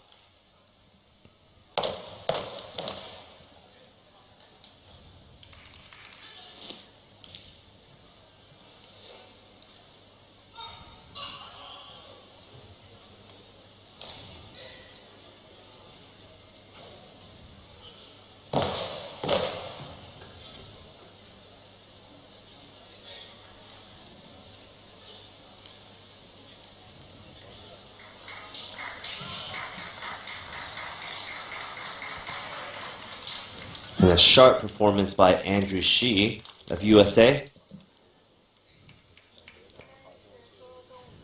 Andrew's been competing Wushu for quite some time. He was on the junior Wushu team where he competed in the 2016 World Junior Wushu Championships in Bulgaria. And there we see his final score, 9.556. Putting him in 11th place. He has a perfect ANC score. He's definitely one of the athletes to watch out for. He's only 17. Our next competitor is from Belgium, Hendrik Bremer.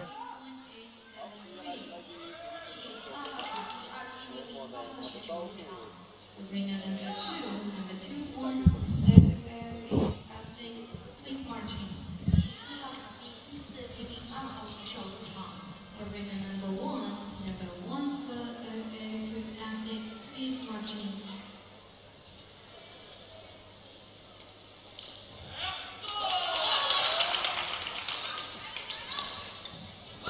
Jumped outside 540 into a loss of balance. And it looks like in his aerial, put two hands down. That's going to be a fall into two more stumbling out of bounds. We're going to see huge deductions.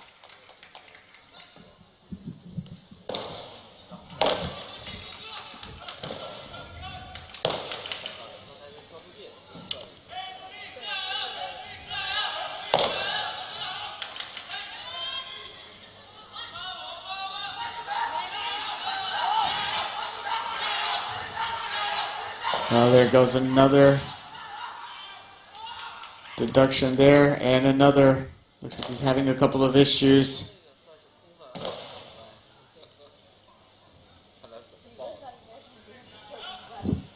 Now it's critical that as you perform staff, that both of your hands continue to control the weapon,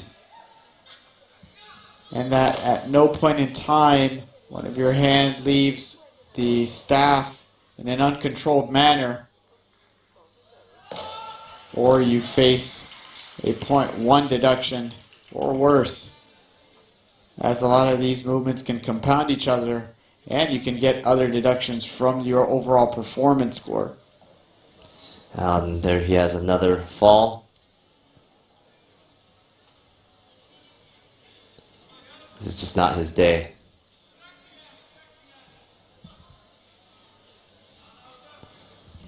And you know, Mario, fortunately, he is at the World Wushu Championships. This is the most pressure that you would get competing at such a high-level competition.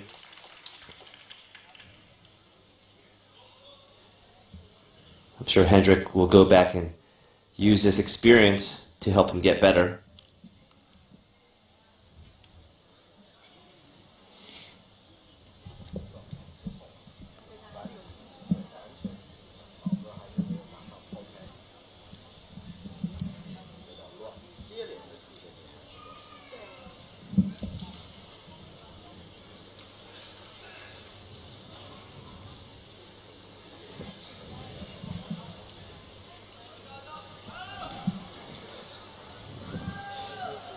And as we're waiting Hendrik's final score, we are down to our last 10 competitors of 58 athletes in the men's staff event. 6.643. We see a series of A group deductions with a combined score of 3.5. A lot of deductions group C with a combined score of 1.1.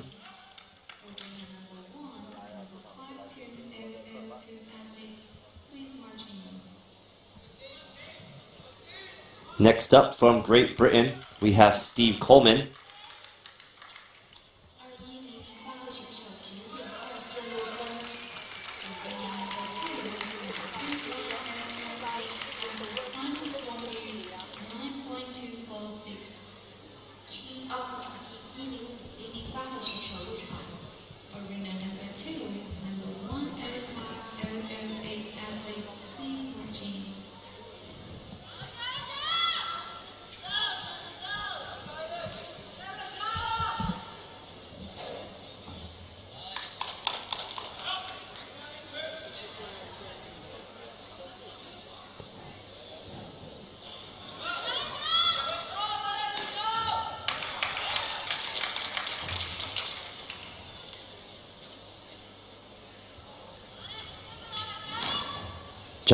360.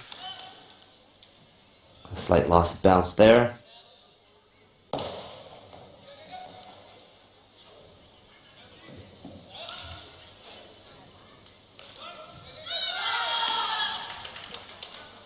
Jump front aerial into jump inside 360 splits. Very nice.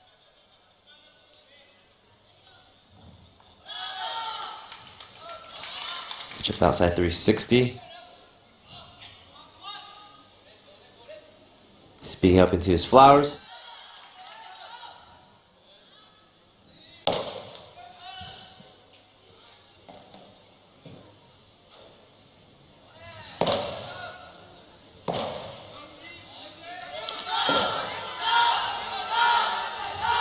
Tomorrow, in this World Wushu Championships, in addition to the new judges added in the Group B to having from 3 to 5, there is a new type of judge which is called the routine examiner or inspector, and his job is to look for required movements that are in the staff or open hand forms.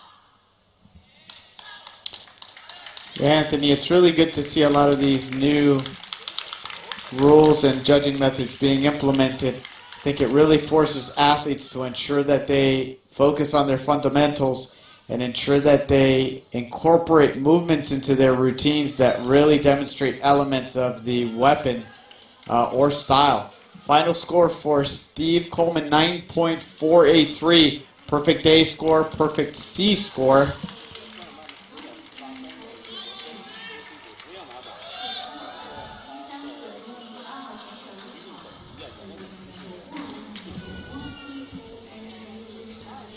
Next up from Switzerland, we have Pascal Yves Dutoit.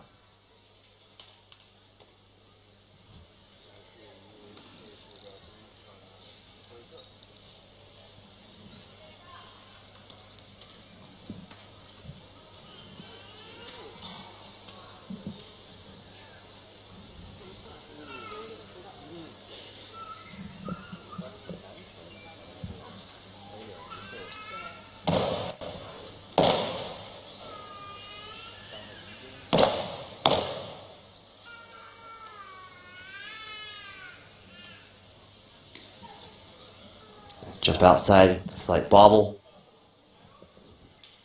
158.808号选手9.133分。 Jump inside 540. See, he caught himself there. A series of flowers looks like it's a little far from his body.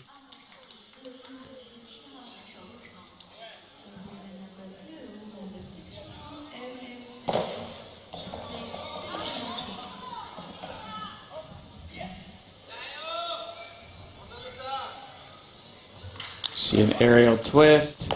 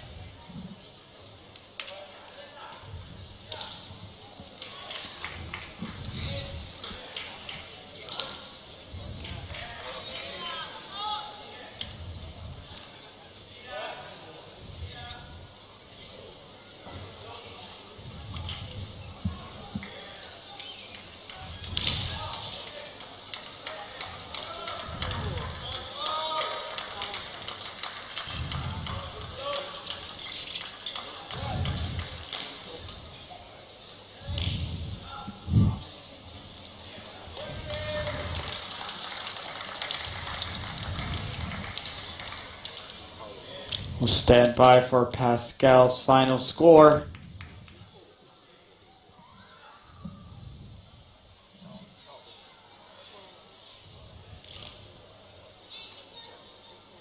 Pascal's final score, 9.126. You can see he looks pretty happy with that score.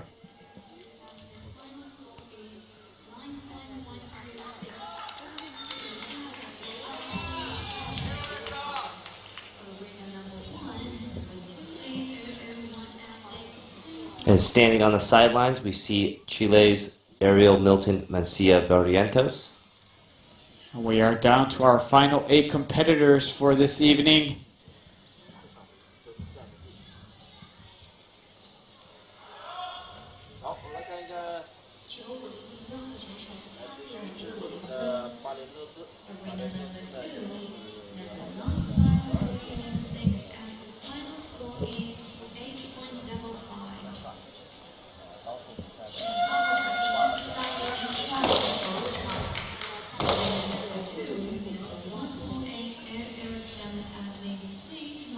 And here he sets up. Jump outside 540, solid landing.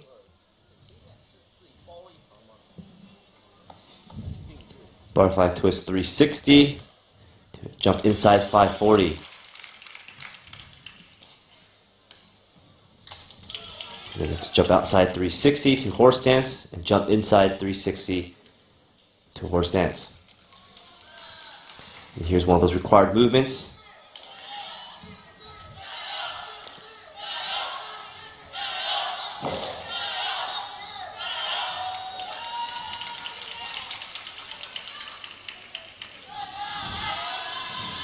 You see his hands very close together with that staff. Lots of control and speed. He's doing a really good job so far. He's got some really complex combinations, some that we haven't seen in this entire event. Really intricate.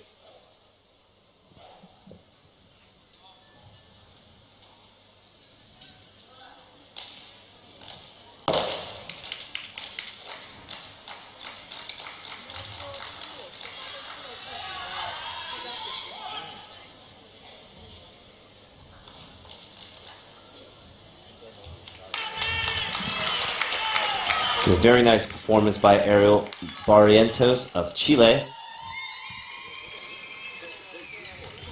Again, he'll have to climb over 3 9.626s.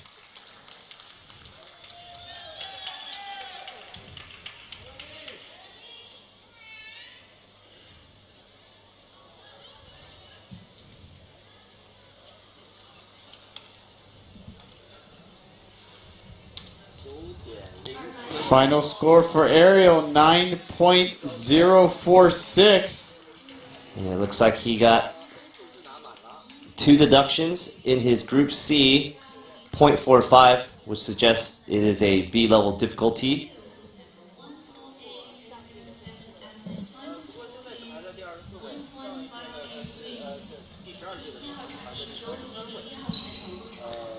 And we have another no-show from Poland. Next up is Mexico's Daniel Navarez Gomez.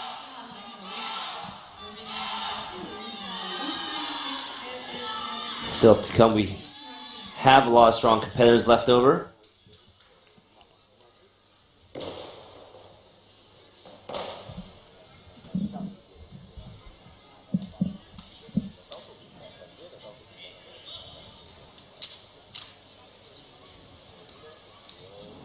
Very interesting. Spinning the staff right behind him before he does an aerial twist. And we just saw a loss of balance.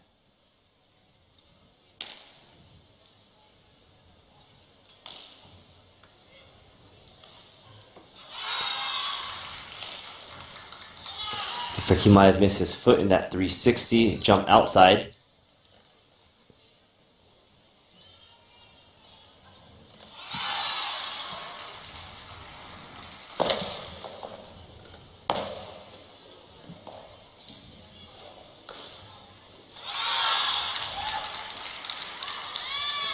We have another behind the back flower.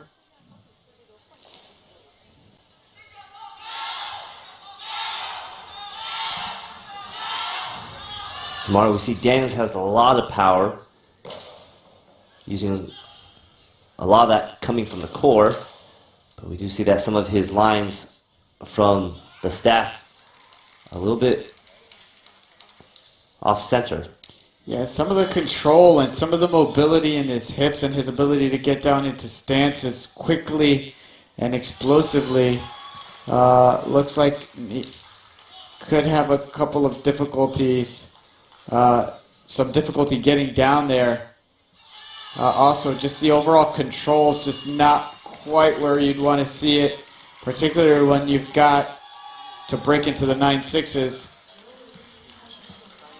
And Final score 8.313.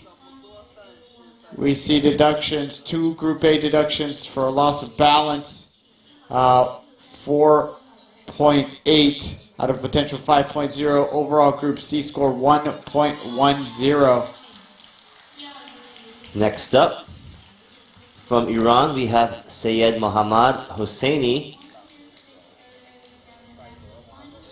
All Iranian athletes being very strong.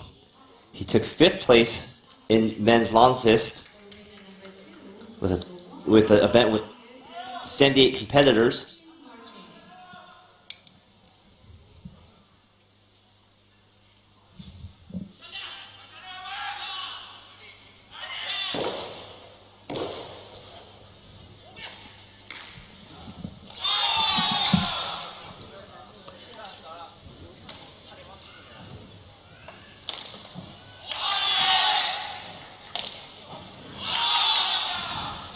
Now, Anthony, if I was Syed Muhammad, this is when you've pretty much got nothing to lose at this point.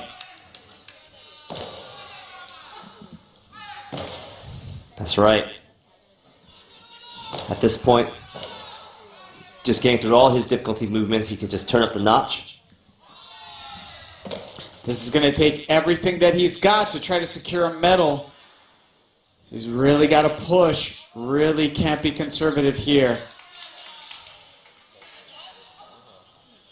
This is what makes for exciting events.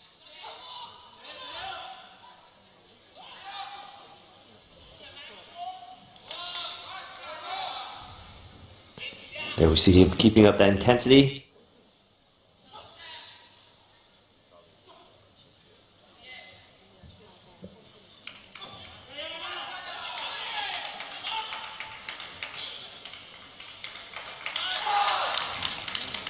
Very excited with that performance. We'll have to see how the judges score it. Looked good. There you see his ability to land that with no additional waiver. Just completely solid and still And there we have his final score, 9.583. Good for 9th place, perfect A and perfect C score. I'm sure he's still happy with that score being a very sharp performance.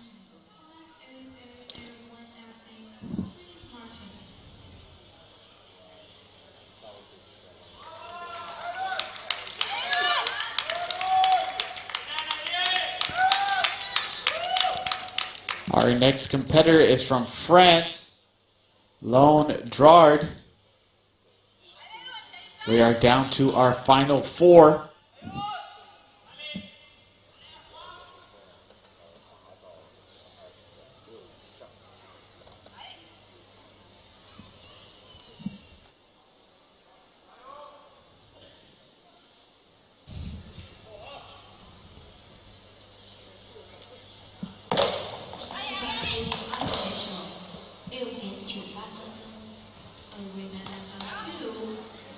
Setting up for his first difficulty. Jump outside 540 to horse stance.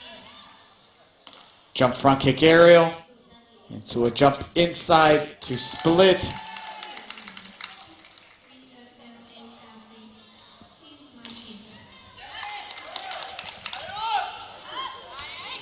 Lone is one of our younger athletes. 17 years of age. He's been practicing since 9 years old. And ever since he's gotten pretty serious about Wushu and joined the national team, he's been training in China every year.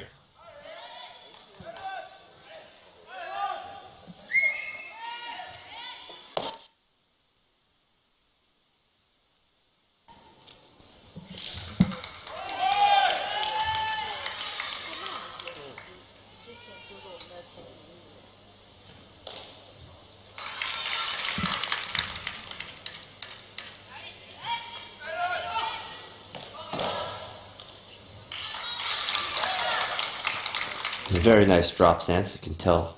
He's a very flexible athlete. Now to break into that 9.6, athletes are going to have to be able to execute an entire routine with no A deductions, full C group, and then attempt to get an overall group B score of 2.6. That means that just completing their difficulties is not going to be enough. They're going to have to execute them with power and just precision. Final score for Lone, 9.433. We see 1 deduction in his Group A, giving him a 4.9 perfect C score. It looks like that deduction for his horse stance could be, it's a little bit too low. We've seen some of our flexible athletes getting deducted for horse stance just because they have that mobility that brings them a little bit too far low in the stance. Next up from Indonesia, we have Edgar Xavier Marvello.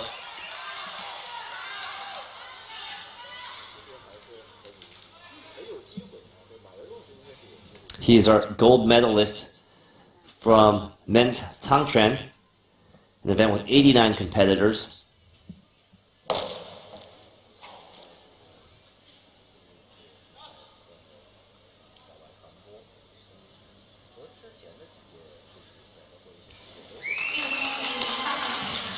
Jump outside 720, well over 720 degrees. Jump inside 720. Very fast flowers. Shows a lot of good foundation in his staff work. Just was vertical on a lot of his jumps. Very controlled.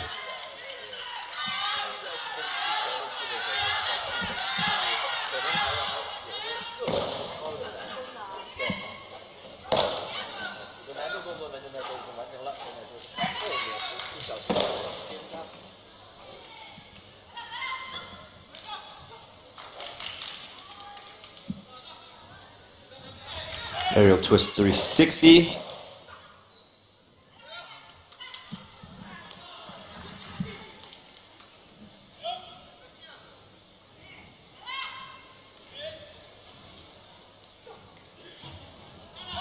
An amazing performance by Edgar. I think that might be one of the highest performances we've seen. 2 720s successfully attempted. And there we have it. Current placing in 9.656.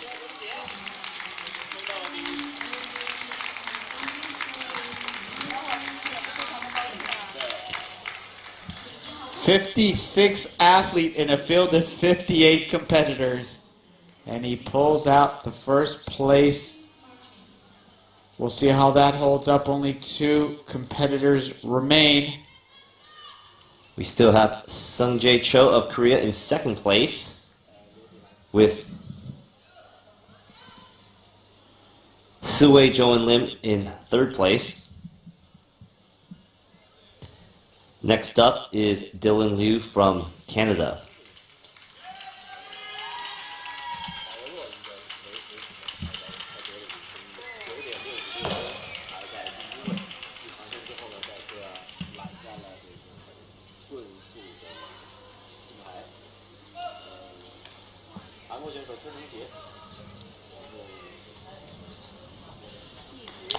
You see a jump front kick aerial into a jump inside 360 to horse stance.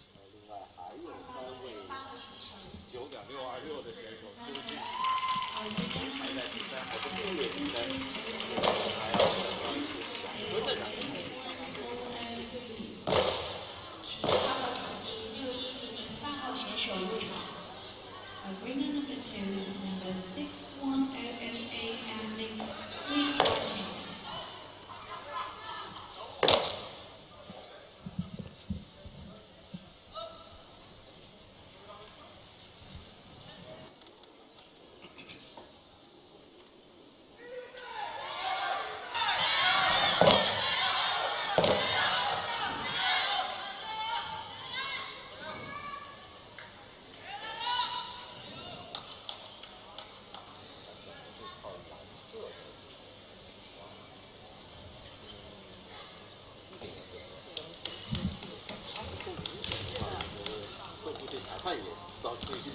And that was Dylan Liu of Canada.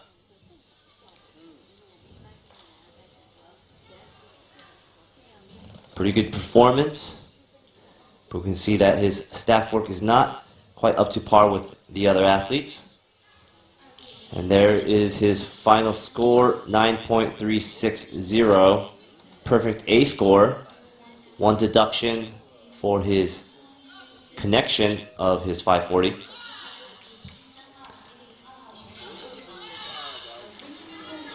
And here we have our last competitor from Sri Lanka, Hasika Mulyansalage.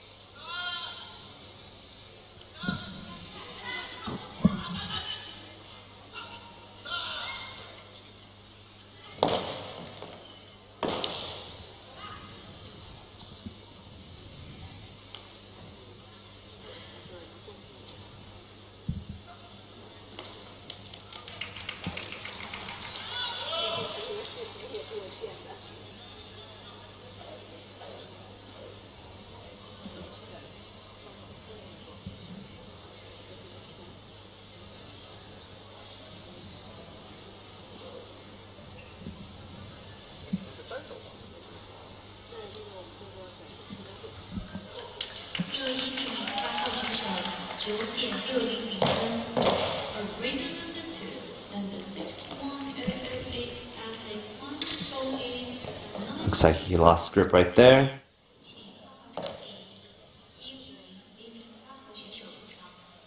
Arena number 2, number 15088 athlete, please march in.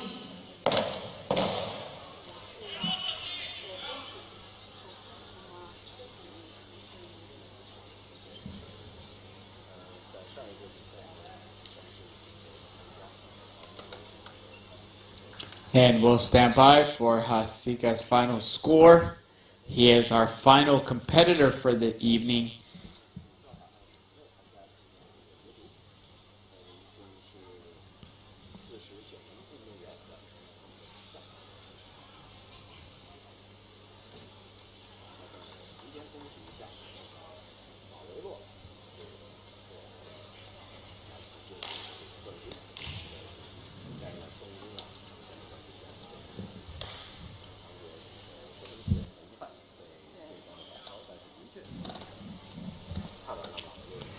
And a final score for Hasika, 7.366, with a series of deductions, earning him only a .85 in Group C, and another set of deductions for kicking height, loss of balance, and stance work.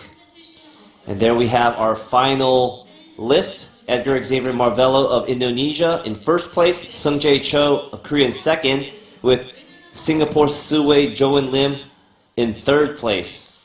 And that will conclude Field of Play 1 with men's staff.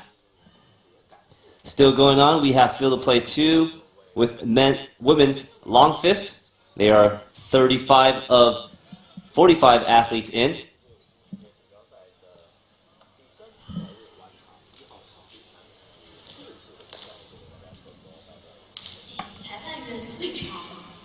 Judges on arena number 1. And again, this concludes Field of Play 1, the third day of the 15th World Wushu Championships. We'll see you tomorrow on our final day.